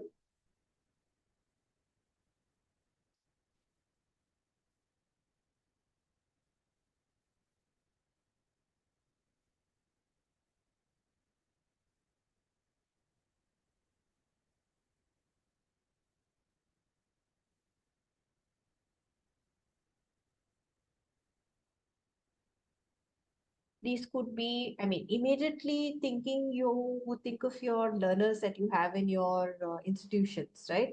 So 62 has mentioned faculty, students, researchers, okay? What are the others? Like right now, just mention whatever learners you think might be interested in your course. It could be a list which is more than 3 also. And at a later point, we'll see how to, prioritize. Right now, just write down what are the possible learners. Remember, you could also have industry people that are coming in. To give you an example, if for my course on intercultural communication, I could have learners that are there, undergraduate, postgraduate learners, could also be content creators or those interested in creating a course related to intercultural communication. It could also be people who are working professionals. Now, they might also be some others who join into the course. So try and think of the different categories of learners. Okay, yes. So Dr. Lalita has also mentioned that think of learners who may not be interested also in the course. This course would not be in their purview.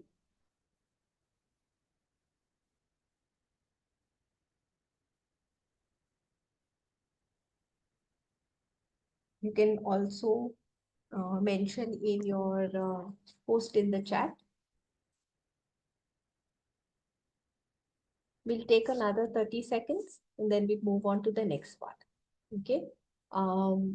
Okay, so roll number 32, if you could just share also what is your course so that we also get an idea. What because I don't remember from the previous time you all have posted. So if you can just tell us what is your course about and what are the categories of learners that you could include in your course. So 62, your course would be something on content creation.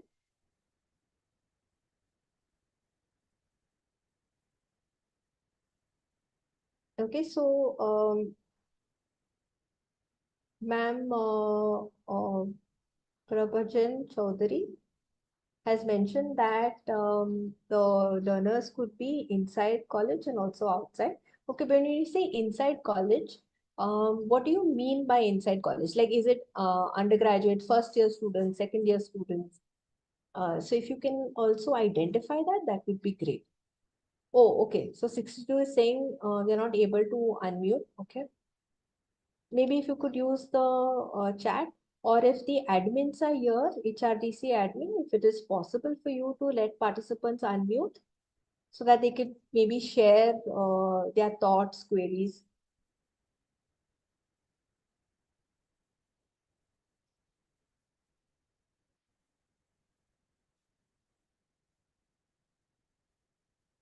The admins from HRTC, is it possible for MMTTC, UGC MMTTC? If you're able to unmute participants, can we have that option?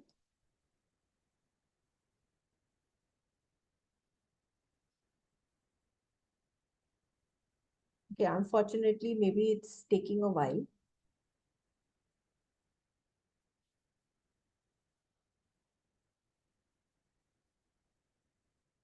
Okay, it's okay. We'll try and work with whatever best we can. You can type in whatever you're able to put in.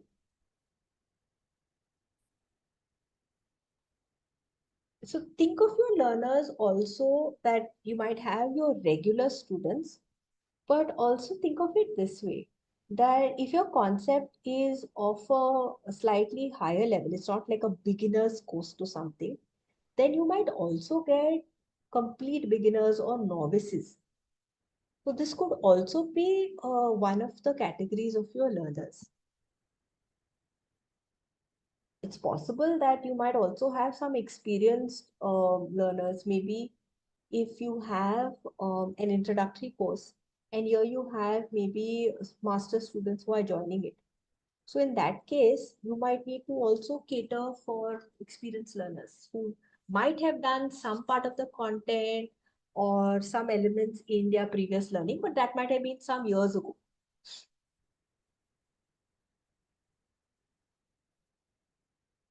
Think of your learners also in terms of the different age groups that may join, because it's possible that different age groups have different experiences, and then you might need to tweak your LXTs to cater for that.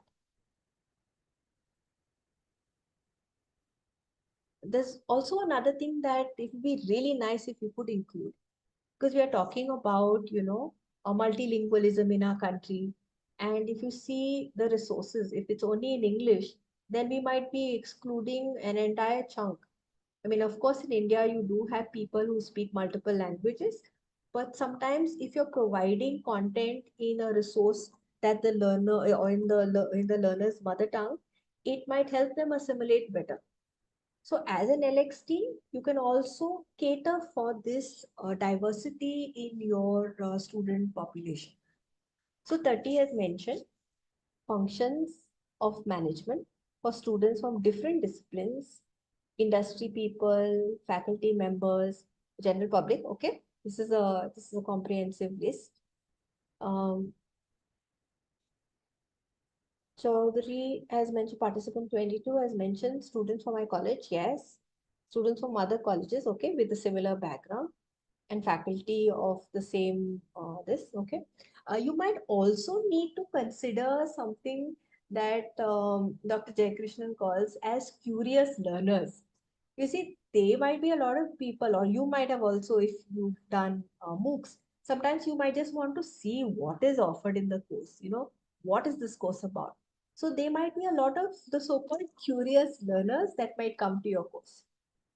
So participant 61 is asking how linguistic diversity can be maintained in technical content. Of course, say for instance, if you are doing a very the course which has a lot of technical terminology, then in that case you can provide additional material where you're explaining the content using like a combination of languages. So Lalita currently is part of the Maharashtra segment of the LCM course, where you see now you've done all of this terminology, right? LXT, you've done LEDs, I think you must have already finished learning dialogues. What is LCM? So all of these terms, they are terminologies. And normally the course on Swayam is in English. So there is another version of the course created for participants in Maharashtra. Admins, if you're able to unmute Lalita, that would be super great because her inputs would definitely, assist. Let me try and see if I can do it from my end.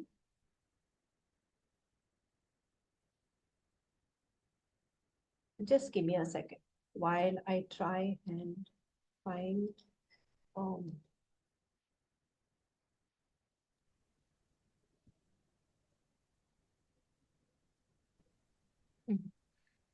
Yes, super.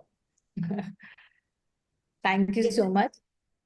So, with regards to this, what Natasha ma'am just pointed out, that we all know that Swayam courses have been in English, the content is in English, but here the challenge was the training, so the content is in English, but they have to create the content in the regional language, that is in Marathi, so that they could cater the regional areas and nobody is left out. So it was basically on the grounds of inclusivity. So in this case, right from scripting to discussion forums to the live sessions, what we have that are going on in Marathi itself. And again, with Marathi, there are a lot of different dialects. Like people from Pune will have a different tone of Marathi, people in Mumbai will have a different chunk. So this is how we are trying to cater the different learners categories. And one thing which I said, ki people might not be interested, but still to engage them. I mean, because we did it on Mahaswayam platform, we did had some teachers who were mandatorily put for the course. Engaging them was equally important, and this regional direct language helped us to pull that out. And the LXTs which we provided to them was also few of them given to them in the regional language. So this was one way wherein we tried to have a blend of the language and keep a touch of the local thing, wherein the diversity could be catered. And this actually, Natasha ma'am helped us to translate the non-interested people to a curve, because it was interesting for them to move towards their regional languages, the pride of their regional languages. This was something very different which was observed for the first time by us also. That is super interesting because I Yeah. mean, all of us like Like to it bring acted in. actually as a motivator for them. That's super good because I mean, I'm sure even for me, speaking in a language that I'm comfortable with or getting material in a language that I'm comfortable with is something that I would prefer. So if we have the possibility of giving our learners something like this, that's just excellent. So we can definitely look at this possibility. Now, what Dr. Lalita has mentioned, she's mentioned about an entire course, like, right from scripting to the, the later contents that are there along with LXTs. As a starting point, we can think of maybe just the LXTs. And then when we have the time and the, possibility, create an entire course or subtitle the courses in regional languages in which we notice most of our participants are. So these are like multiple possibilities. Let me just toggle back to my screen. Okay, so we can have a bunch of learners and address this diversity in our courses. So regular students, like how some of you have already pointed out, experienced learners, curious learners, or just your general public that comes in. I think 13 has mentioned about the curious learners. You can also look into different age groups. And like Dr. Lalita has also given us an excellent example, you can cater for regional specificities in terms of, the linguistic diversity as well as cultural nuances that could exist. So in my course on intercultural communication, I had created it for learners in India. So, and in the previous session, I had just mentioned to you that sometimes free material or open textbooks might exist. So I did find a lot of open textbooks on OER Commons, but most of the content over there was catered towards the global north. We see America and Europe. Now, I know my learners are from India. So I need to then contextualize or make the changes so that my learners feel that the content is relevant to them. So then when I'm identifying my learners, categories of learners, this is something that I need to keep in mind. So we've done this in the previous session, but this is just a recap to help us with the next part. So we know that LXTs are trajectories. Remember the main road I showed you the image for? You have the main road, which is your main core content, and you have your extensions to the road. So your extensions of the road cater to your different learners. Now, what can you cater for when you're designing your extensions? One, the prerequisites that the learners may require. Of course, you also have the possibility of presenting your advanced learners with more challenging topics. Then third, I mean, it doesn't have to be third, but this is something you can consider. People might do a course to get the credits, which are, required for them. So this aligns with their interest. It could also be in your trajectories, you provide content that the learners have more, affinity with. Say, for instance, suppose I was teaching a course on communicative English. Now, I know a lot of my students in their pre-survey have mentioned that they do listen to a lot of songs from a certain country, or they do go through certain movies from a specific countries. And if they are English speaking countries, or if I can find content that is dubbed in English, and the content is free to reuse, I can add it as part of my trajectories to help them build maybe their comprehension skills, oral comprehension skills. So we need to check and see what our learners might also be interested in. And as mentioned few seconds ago, that we need to cater for also the age and the experience levels that our learners may have and language preferences. So now since you've already identified your learners, categories of learners, the next step would be to prioritize the categories. So maybe in a book or in a Google Doc, or you can just use Word also. If you can make a table that looks similar to this and write down your categories of learners. So maybe on the left side, I write undergraduate students. Then the next would be postgraduate students. And then I prioritize maybe like 1, 2, 3. Because remember, we can have a vast array of students. But at the same time, we may not be able to address all the 12, 13 categories that we might find. So we need to prioritize at least some of them. So in the earlier guidelines, we had seen that it is good to have at least 3 categories of learners. Of course, if you can cater for more, that is super, but at least 3 kinds of learners. So if you could note this down, jot this down as to the type of learners that you might have as part of the course, and you can rank the categories. This will help you also scope your it will help you scope and see that your content is also being diversified, but at the same time you're catering to multiple perspectives. So if you can note this and share maybe on the chat.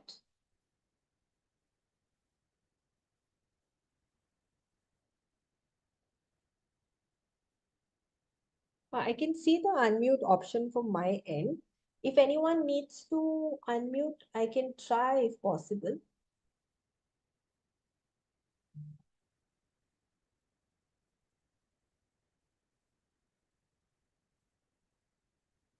Okay, so if you can share and let us know.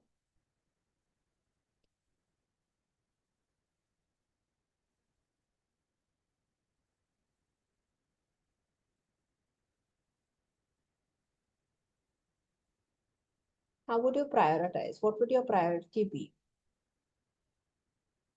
Sorry, I'm just trying to resize my screen.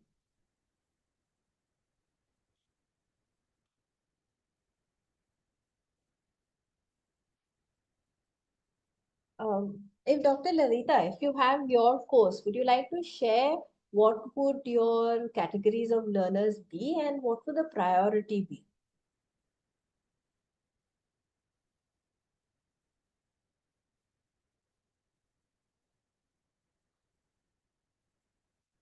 So while Dr. Lalita is able to unmute, so for my course on maybe linguistics, my priority would be my postgraduate students because I know that they have this content as part of their course. Postgraduate students from languages, but this course could also be opened up to maybe engineers, the undergraduate students who are doing engineering, because they do require a lot of this basic understanding when they're developing, especially working with use of language and in technology. So maybe my first priority would be undergraduate students from the language background. Then the second priority would be engineering students, first priority postgraduate, second would be undergraduate students. Third could also be industry experts, who want to break into, who do a little bit of coding and who want to work into this kind of field. So these are possibilities.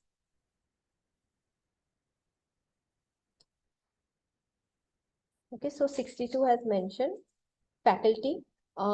62, could you please share your course? I don't remember what your course was. Was it on micro teaching? No, that was 13, I think. So 62 has mentioned uh, faculty 1, professionals 2, and those who want to do business through media. Okay, so I'm assuming this is the course on like financial aspects that you posted, I think, earlier.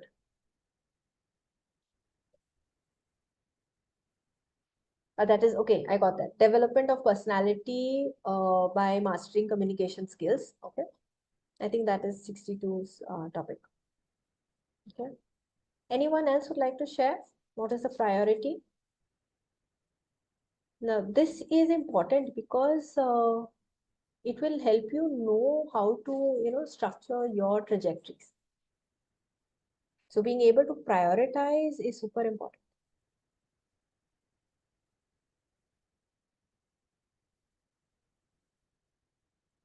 Dr. Lalita, are you able to unmute?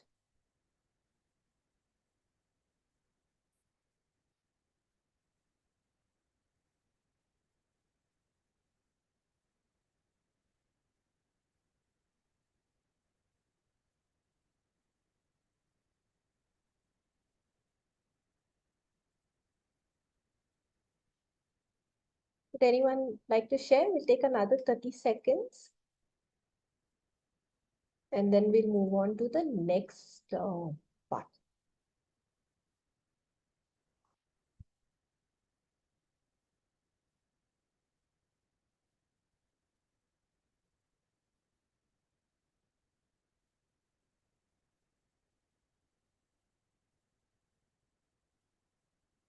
Now, remember, as a MOOC instructor, I might have one set of priority for my course, while another instructor might have another set of learners that they are prioritizing.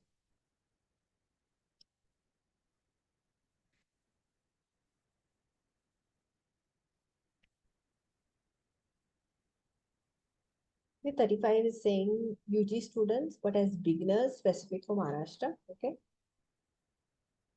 So think of the similar analogy that we discussed earlier about the room, right? So you have your floor that is there. So as an instructor, you can decide what is the floor, what is the breadth, and what is the height, like where you're doing your ceiling.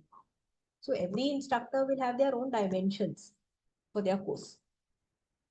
So keeping this in mind, look at which students you would prioritize. Now, we also need to consider another thing, that a MOOC is it's kept open. So it's a massive open online course. So unless you're offering it as a SPOC, in a specific area, then you can like narrow it down. But if you're offering it on a platform like Swayam, then there you will have a wide range of learners. So keeping that in mind, you can plan your learners for the course. And like 35 has said, you could also have a special trajectory maybe for something from learners from a certain region. Okay, so let's go to the next. I hope you'll have managed to do the prioritization, because what we're going to do in the session, the content is going to build one on top of the other. So if you finished your first, I second would just step, like to add here. yes, please, If go you- ahead. Yeah. Generally being at the UG level and this, we generally categorize like two broad categories with learning abilities. Like somebody who wants content that is easily assimilated. He may not have that the interest area, or he may not have the knowledge level to go for a challenging part. So our LXT should have a combination of the both the extremes, like something that is easily assimilated, somebody can pick it up, and something challenging like a research paper or an extension to reading to that particular topic or something. So that one priority we all need to categorize, that we need to cater two extremes with regards to knowledge level, apart from the age, which we in a MOOC may know, may not know. But these are the two, I would say, the ends which generally are present in any type of MOOC participants. Because sometimes if it's a small group, we may know the participants, the age, the languages or something. But when we are offering at a Swayam level, I think the two things which we all experienced was that we had LXTs which were simple enough, and there was something that was even at a higher level that could help probe you read more on your own. So that should priority be there when you're thinking of your LXT. Yes, so it could be like you have your tree and you have a low hanging fruit for people who just need to skim through the content or just need something like super easy. And then you should also have something that is, little bit challenging for the faster or advanced learners. So that was a good way of also putting it. Thank you, Dr. Lalita. We have You can just Lalita is call also it. sure. So we also have Lalita was mentioned on the chat. So have a look at that explanation also. So let's move on to the next part. Now we need to, once we are looking at how much diversity, these are the two things that we've just covered. Identify the categories as well as prioritize the diversity. Now let's move to the next part. So look at modules within your course that you would need to incorporate, or that you would like to incorporate your LXTs. LXTs being your learner extension trajectories. So if you can put in your maybe module name or no module title, what category, priority, and the LXT. So Lalita, do you want to give an example? Say for instance, in a course that you've designed or developed.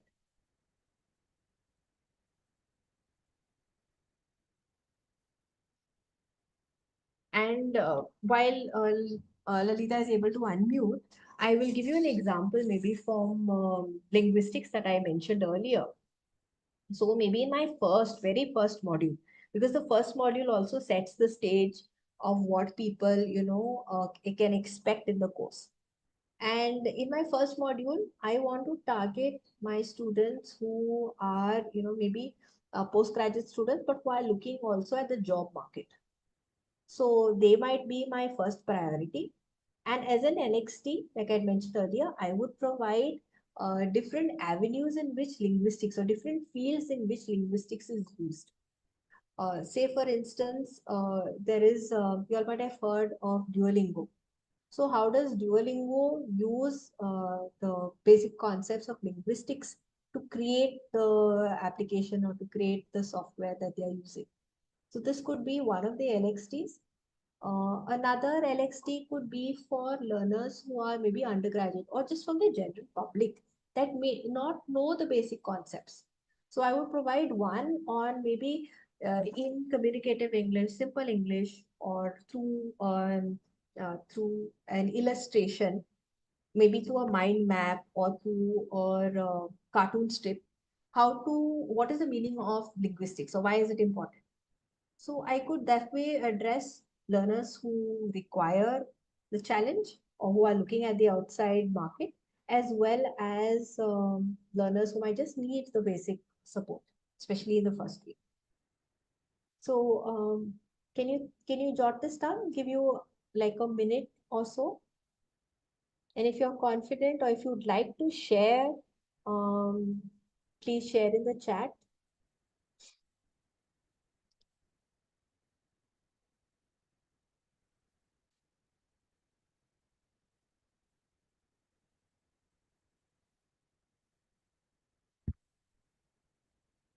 And if you have any questions, please feel free to post your questions.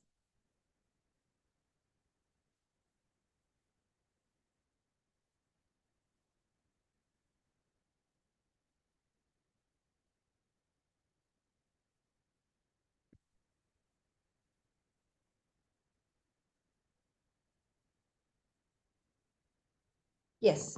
So say for instance, I have the course on teaching methodology. Some practice I am teaching, maybe learner-centric strategies. And my learners could be pre-service teachers, could be in-service teachers, could be just content creators online. You know, they might also want to integrate some teaching methodologies. So in that case, maybe in my first or second module, I will have basic concepts for maybe the general public content creators who may not have done, a B.Ed or an M.Ed. So I may need to have content specifically for them. Or say, for instance, learner-centric strategies could be used with different medium. It could be used for when I'm doing like a video online session like this. It could also be for a face-to-face session. So then I might have my resources in that manner. So I will prioritize my learners. Now, if I'm doing learner-centric strategies, I want to say that I want to target in-service teachers. That means teachers who are teaching in their institutions. But at the same time, I know I will have pre-service teachers who will join my course. So catering to this, I will have resources then accordingly. What is the use, roll number 12 is asking, what is the use of MOOC in day-to-day teaching? Lajita, do you want to take this question? The other participants also feel free to chip in your response. Or if possible, you can raise your hand and then we'll see if we are able to unmute you.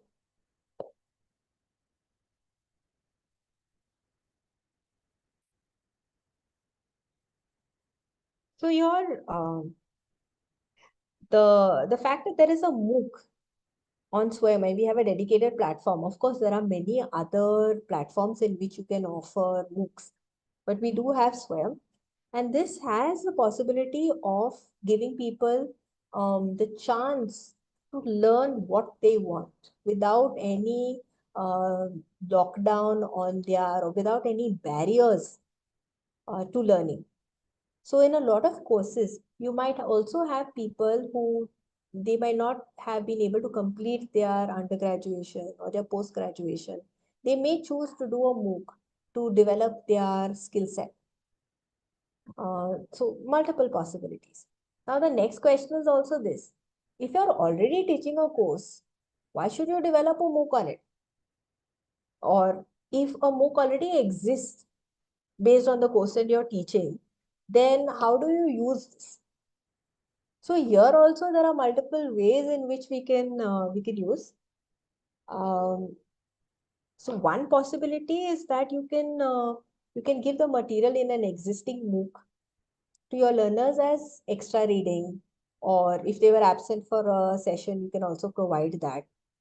Why should you create your own MOOC?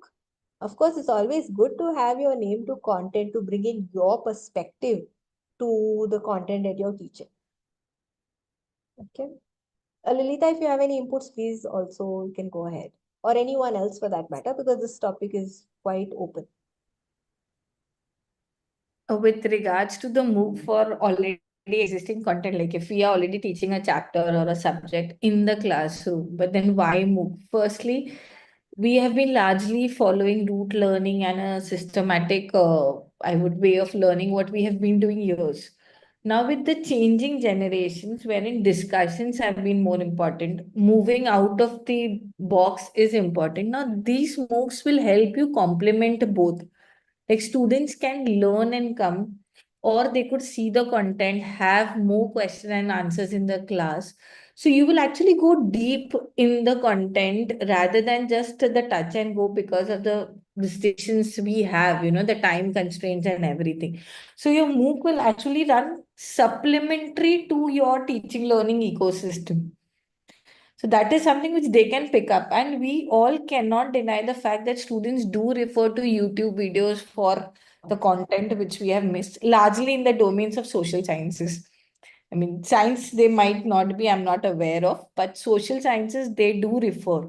So once if we have a MOOC which will direct them to with the help of these four trajectories and with the help of these four components, that would add value to the teaching and actually sense that what go deep with their research projects, go deep with you know the content creations with the help of the students. Secondly, you can also curate the content which is already available according to the diversity we are catering. A good example was of the linguistics. So existing content can be curated.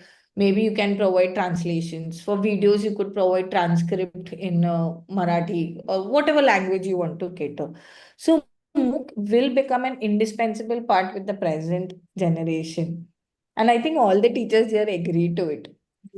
More or less, students are moving away from physical and they're coming more with online self-paced learners, especially in case if you want to offer some add-on courses or certificate courses. That is even more important nowadays. Yes. And in a previous, I think, reply, some of the participants had said that if we have a video resource, then people are more likely, or their learners are more likely to go through it than if it's like, or a link to a paper or a blog. I mean, we need to also cater to the fact that our learners consume material in multiple ways. So we need to have that also as a criteria when we are creating this trajectories. But in fact, there will be learners also who will not like to watch video rather than watching Yes. video, prefer to read it out. I mean, it's a Yes. diversity. Rather than Yes. watching videos, it is better to read it out. So this is Yes. one reason why they all have been insisting on giving transcripts. Yes, absolutely. So this way we cater to the diversity that exists, definitely. So let's move on to the next part. So once you've identified your category, you've prioritized all of your learners and their needs, like those who require maybe, videos or those who prefer having more of a transcript, then let's quickly go on to the next part. But while we are selecting the resource, we need to make sure that these are LXTs and not just additional reading material or reference material. So if you've seen in the earlier session, we did what is the basic difference between an LXT and additional learning material. Can any of you just highlight what is the difference? If you can recall, what is the difference between reference material and an LXT or learner extension trajectory? Are they the same? Are they the same? Is it different in some manner? And how is it different? If at all it is different. Okay, so 35 has accurately pointed out, yes, after every LXT, there needs to be a quiz. And what else? Before we get into the quiz, there's also something else that we need to cater for. The fact that in an LXT or in LXTs, you are providing categories. So you're not just randomly providing the links, but you're providing like a category, you're packaging it or you're presenting it in a manner that our learners feel that, they're bite-sized pieces. The participants can give examples, yes, to explain the differences. Lalita, do you want to just elaborate on this? Generally, we find difficult to give definitions. I was just encouraging them to give us an example. For example, if I say a reference book would be related to the material that is given. For if I'm teaching, say, hire purchase system, so my reference would add to the existing hire purchase. But when it comes to LXT, if I say that this, what is the system going on across the globe, if I give you a content that will go away from your normal course of learning, that will help you expand your knowledge about the current scenario, about the present scenario, or drive you to go deeper into another topic related to hire purchase in a different domain. That is something that is LXT. So LXT actually helps you to branch out to the various subdomains of that particular content or maybe that particular idea which is there. So that could be one part what differs from your LXT to your reference reading. Reference basically complements what you are learning or what you're giving to your students. We have given 10, you can refer to this extra reference book wherein you will find more problems. A layman language, you will find more problems related to this content. But for the same content, if you're giving a research paper or if you're giving a CNBC news or you're giving a TEDx talk, so that will help them diverge more into various domains, or divergent thinking is probed out. With reference reading, you just keep adding practices to them with regards to the content that is given. So that is a thin line of difference between the two. Yes. Just think of it this way. Your LXTs are optional content. They are not your main content. Now, your main content will be in your, your learning dialogue. So that is something that you mandatorily need all of your participants to go through. But your LXTs are just your trajectories. So a learner might choose to go through one and not all of them. So that is also okay. Keeping this in mind, you need to design your trajectories. So just a recap on what we finished. We finished how much diversity should be addressed and the three sub steps. Now we look into how do we get appropriate resources so that we are able to address the multiple categories we have for our course. So can you identify, now this is a little bit of recap from what we did in the previous session, the various places that you could go to gather resources for your LXTs, or various platforms that you could, find resources for your LXTs or for your additional reading content.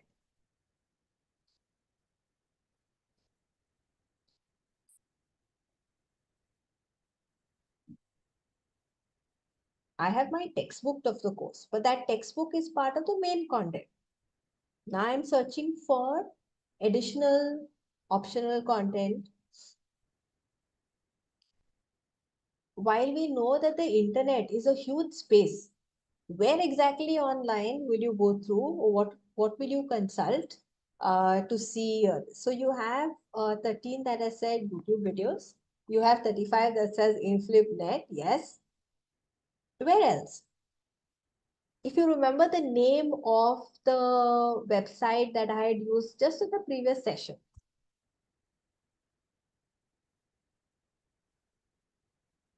there is Diksha. Okay, there's Diksha. There are repositories like Diksha. You have your content aggregator sites like YouTube, Vimeo. Yes, you have your OER repositories that are also there. So you have OER Commons, you have different universities also that put out repositories for open textbooks. So you have a vast array of places that you can go through. You also may have some material that you have developed or maybe a previous course or a previous activity that you had. So you can always reuse this content. Textbooks, content aggregator sites that we just mentioned. So while we are searching, okay, if you can look at the thing in bold, while we are searching for resources, it is vital that we check the copyright of the content. Especially if it's like an online course where you have the general public that is going through, we need to ethically source our material. So in this case, if material is copyrighted, what do? You can ask explicit permissions from the copyright holder, but we already know that this may take time, a lot of like energy to send things across. It may, we might need to also pay some kind of a fee, like the royalty to the copyright holder. So an option to circumvent all of this is using open education resources. And as you've seen, there are, in a lot of subjects, you'll have a vast array. Now, these resources may or may not be available in the local Indian languages, in the regional languages.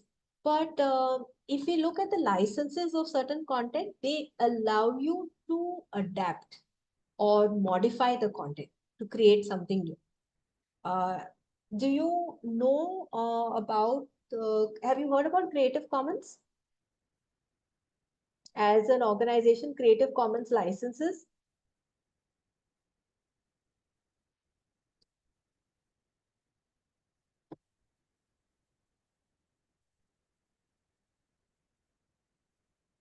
Creative Commons licenses and how it can be used for specifically this purpose. If you remember the resource that we saw on Diksha, what was the license type?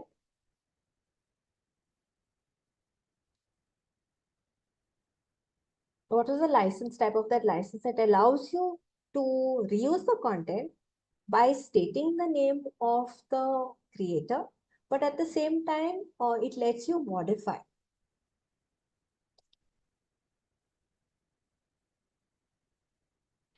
Lalita, if it is possible, would you be able to share the link to Creative Commons? I am doing that only. I'm just sharing with them. Yes.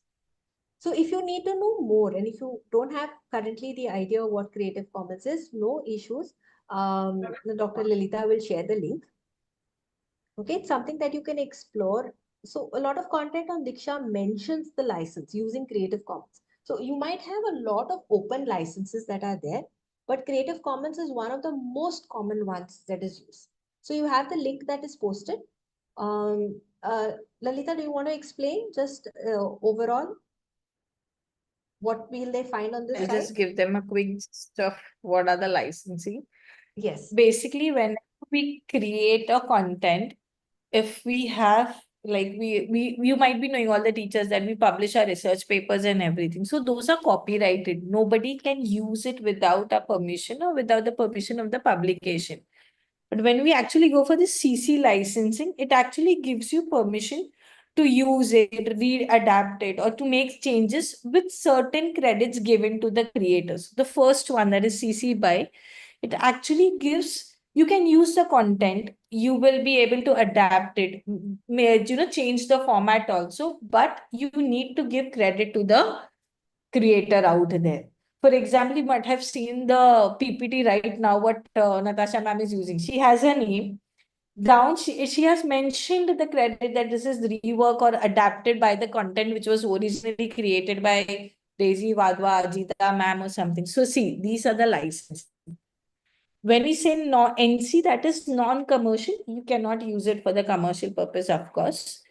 Share alike, similar content you can create and you can share it to the others. So this is how the permissions of your licensing parts have to be taken up from the level which you want to share it with it. If you want to go for your commercial licensing, you want to give people commercial licenses, you can do it. This is the second part of it, CC BY SA. That means you create the content, adapt it, and share alike. A similar ones have to be shared, including the elements and same terms you can put it across. But in all the cases, you will see that the credit to the creator must be given. Even the images which you download from your Google, there is an option you want to filter it by licensing or no, so that you can freely use those images. Like you just type any image here, say Diksha or anything, any image you want. See, you can just go to more once you put it out. Tools. To say, for instance, I want the image of the earth. Yes, Well, go ahead, licensing, Lalita. because tomorrow if you're using content which is copyrighted and the net is slow, I think, huh? In Yes. that case, you will have to, you can't use a copyrighted content without a permission or whatever credentials are there. Ma'am, if you could go, see, yeah. You have these licenses here. So just click on it. If it's a Creative Commons license, you can use it and give the attribution. Copyright, technically, we should not use any of the Yes. content that is copyrighted. So in fact, even if you're making some presentation and you have used some image, ensure that those images are under Creative Commons and can be freely used by giving attribution rather than going for the copyright ones. So that tomorrow when your content is being floated across, you should not face any publication or ethical issues. This is really Yes. important for all of us when we step into the world of content creation, especially when you're designing your MOOC. So please do. I mean, this is one LXT for you guys, I think, then today. Yes. See Absolutely. that they go towards Creative Commons and try to understand which licensing is to be used where, and that is completely your choice. Yes. So this is super important to identify your and check the copyright while you are searching for your sources. Now, what you can do in a structured manner also is to have a table like this where you're having the name of the LXT or potential name, your category. So this was already what we had done earlier. You can paste your URL. So suppose I had chosen this image of the earth. Now, this could be Earth, it could also be a video that's there. Maybe that shows the Earth's circumference if I'm doing something in geography. So I would save the URL, save the URL. I would also mention the type of resource just so that I'm organized. Because while I'm searching for NXTs, there might be some resources that I are super interesting, while others may not be so interesting, but they might be similar. So I would like to catalog everything and then at a later point assess whether this is something that I really want to put in the course based on its quality, and then only take it forward. Very important to mention what rights the video or any resource. For instance, suppose a document has a CC BY license, first document that I go through, and the second document has a CC BY NC license. NC means non-commercial. And if my course that I'm creating is something that I want learners to buy, access to the course, then in that case, I cannot use the content that is CC BY NC, non-commercial. But if I state the rights over here, I'm in a better position to, quickly identify which resource I want to create or want to use in my content. So something that you can have in mind. Next, as we've already seen, that after we create our content, we need to also incentivize or motivate our participants to go through this. And one way of doing it is, having a quizzes or a simulation quiz. But as we've seen in the previous session, that the simulation quiz doesn't have to be MCQ only. It could also be a project, and you can also look at other options.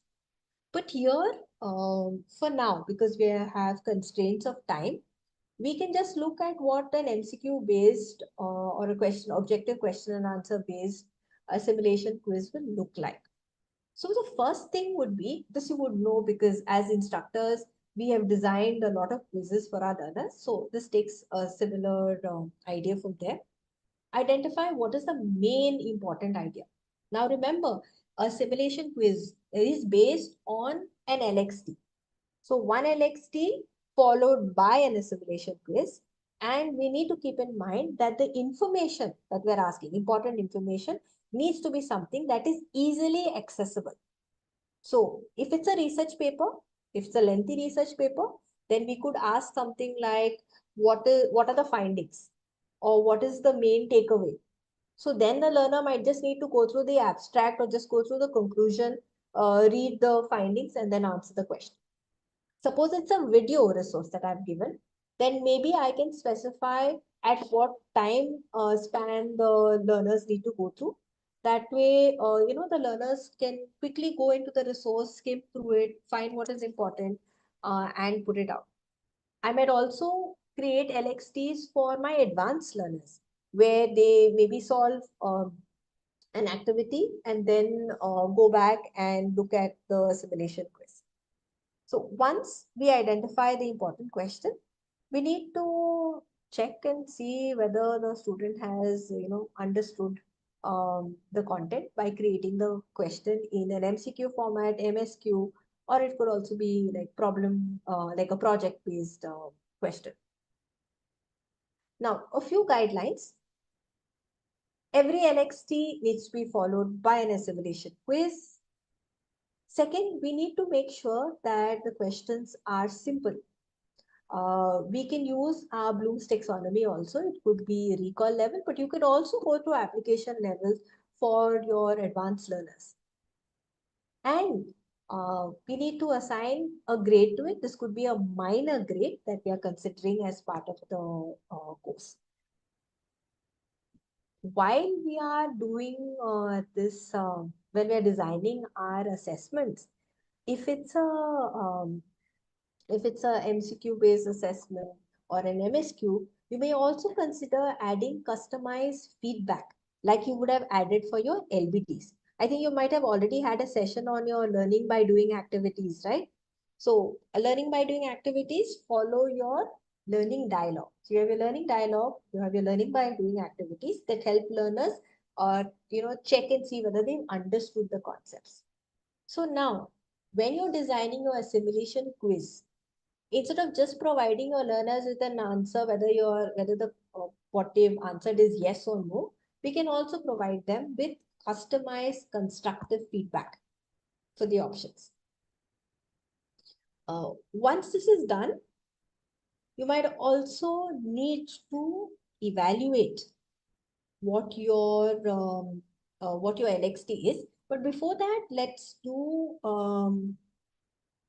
a short activity. Just give me a second. Yes. Could you think of one question that you could ask to your learners based on the LXTs that you've highlighted? Can you think of one question and then maybe post what kind of question would that be?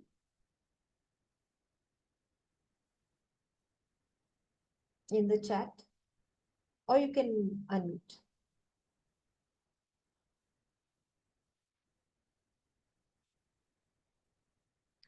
If you have to design an assimilation quiz,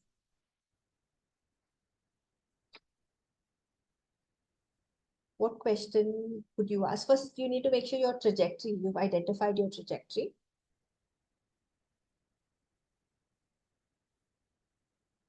I'll give you maybe a minute or so.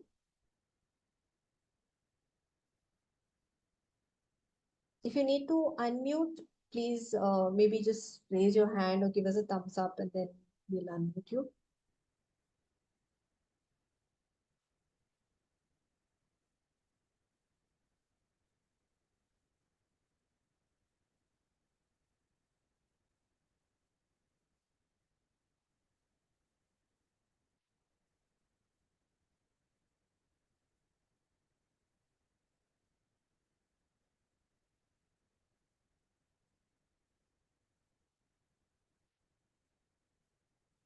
What kind of assimilation quiz would you prefer for your content? And possibly tell us why, and we can take it from there.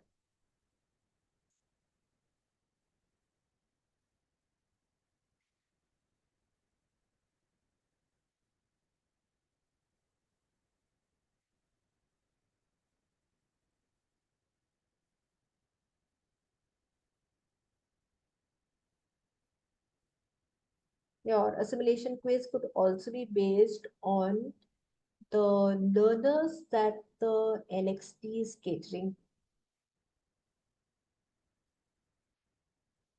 So as a low-hanging fruit for learners who need to know, basic concepts, it could be different. And for your advanced learners, it could be more challenging.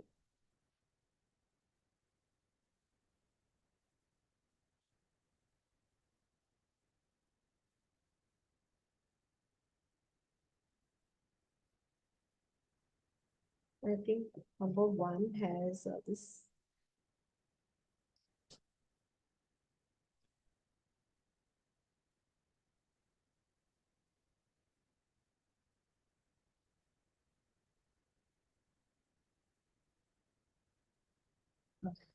I'm just trying to figure out the settings over here.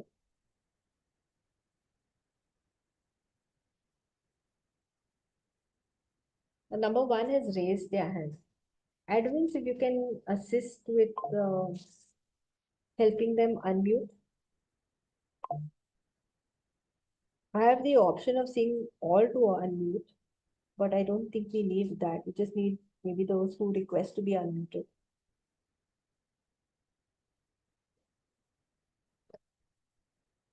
Because we have another like 10 minutes left.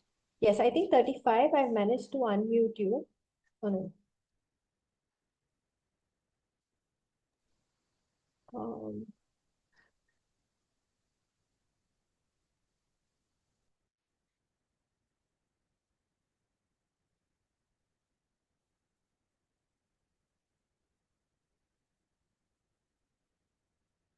Okay, I'm really sorry. I'm not able to ask you all to unmute.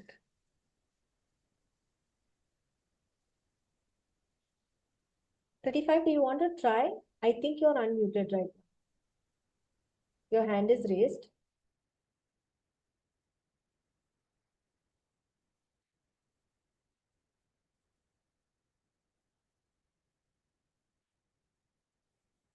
Okay, so 35 has mentioned fill in the blanks for vocabulary building. Okay, that could be a way in which you're doing your simulation quiz, yes. You also need to check and see the what your portal on which you're offering the MOOC is allowing you to do. If it has the possibility of having fill in the blanks, then you can do that. If your portal permits you to only use a certain kind of questions, then you're constrained by it. But this is something you can, while you're planning, you can also look at what the portal offers. Okay? 35, then I'm really sorry for not being able to unmute.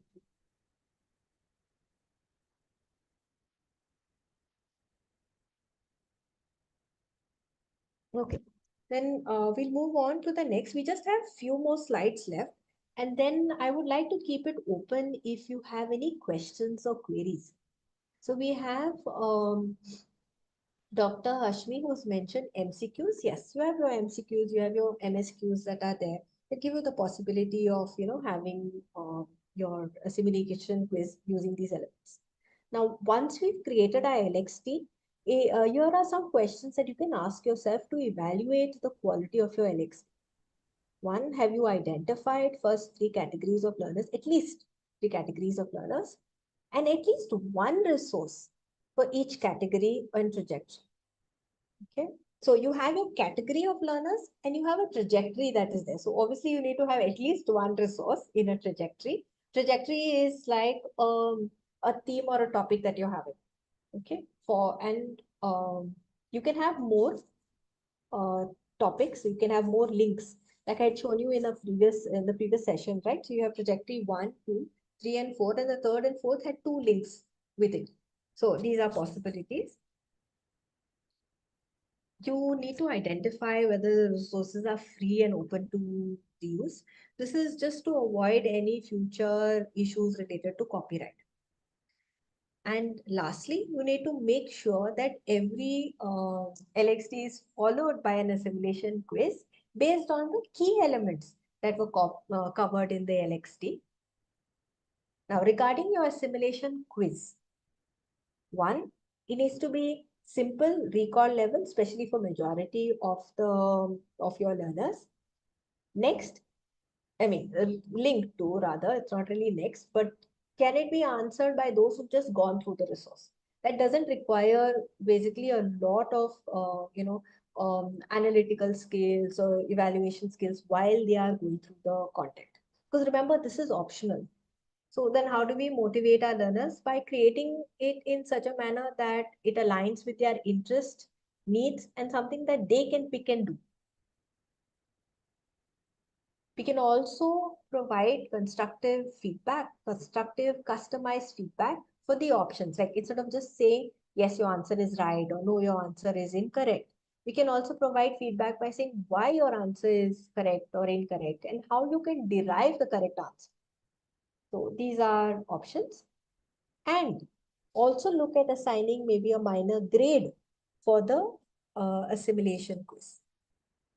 So just to highlight, your LXTs need to cater for the learners who are, right from your beginners learners who are there, your novices, as well as your advanced learners.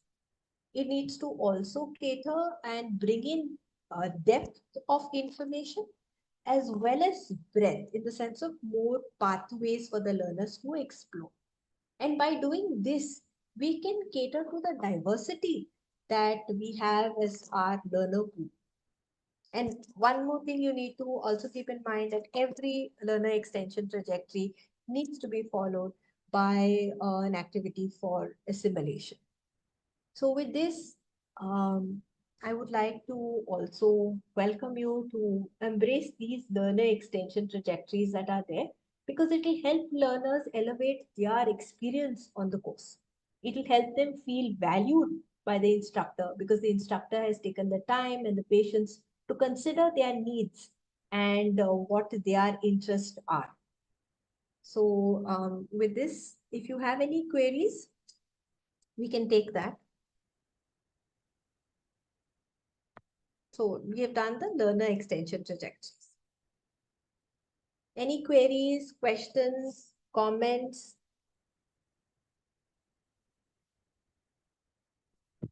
So 14 as mentioned, yes, true or false problems you can also put in as your LXT. In fact, they are they are good to have because people can just go through it and then quickly answer.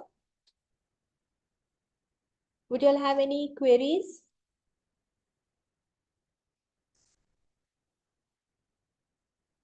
Questions? I can see number 1 has raised their hand.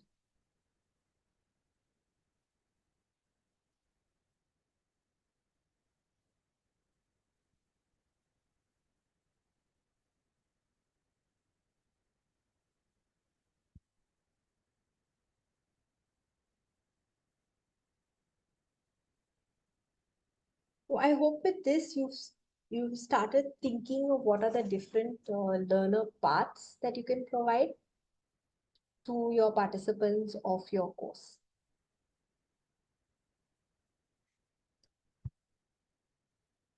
Later, would you want to add any more inputs into this?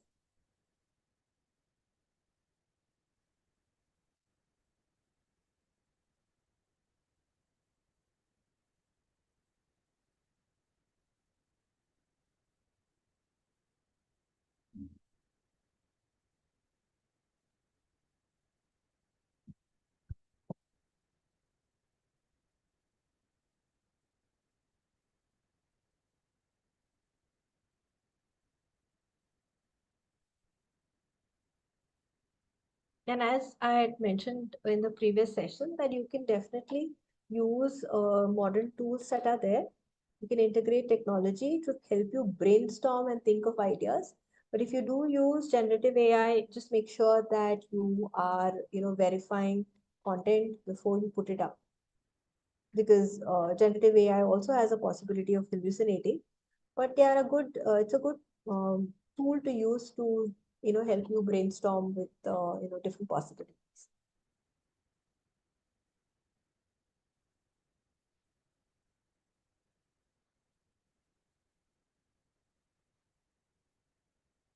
Okay, if there's nothing else, then I will stay in case you have any other questions.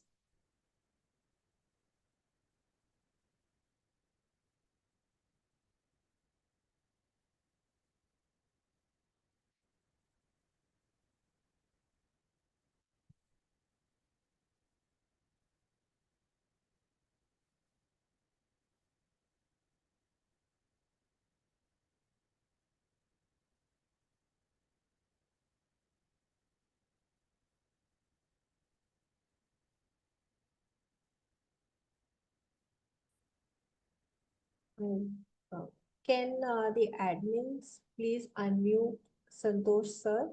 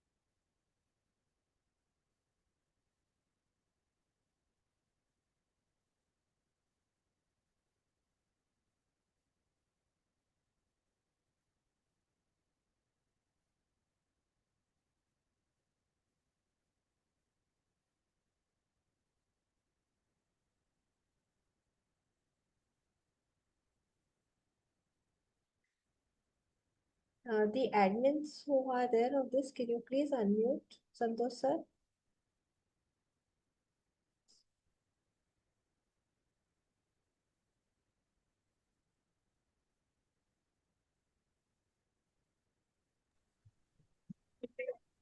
Thank you, ma'am, for your beautiful guidance.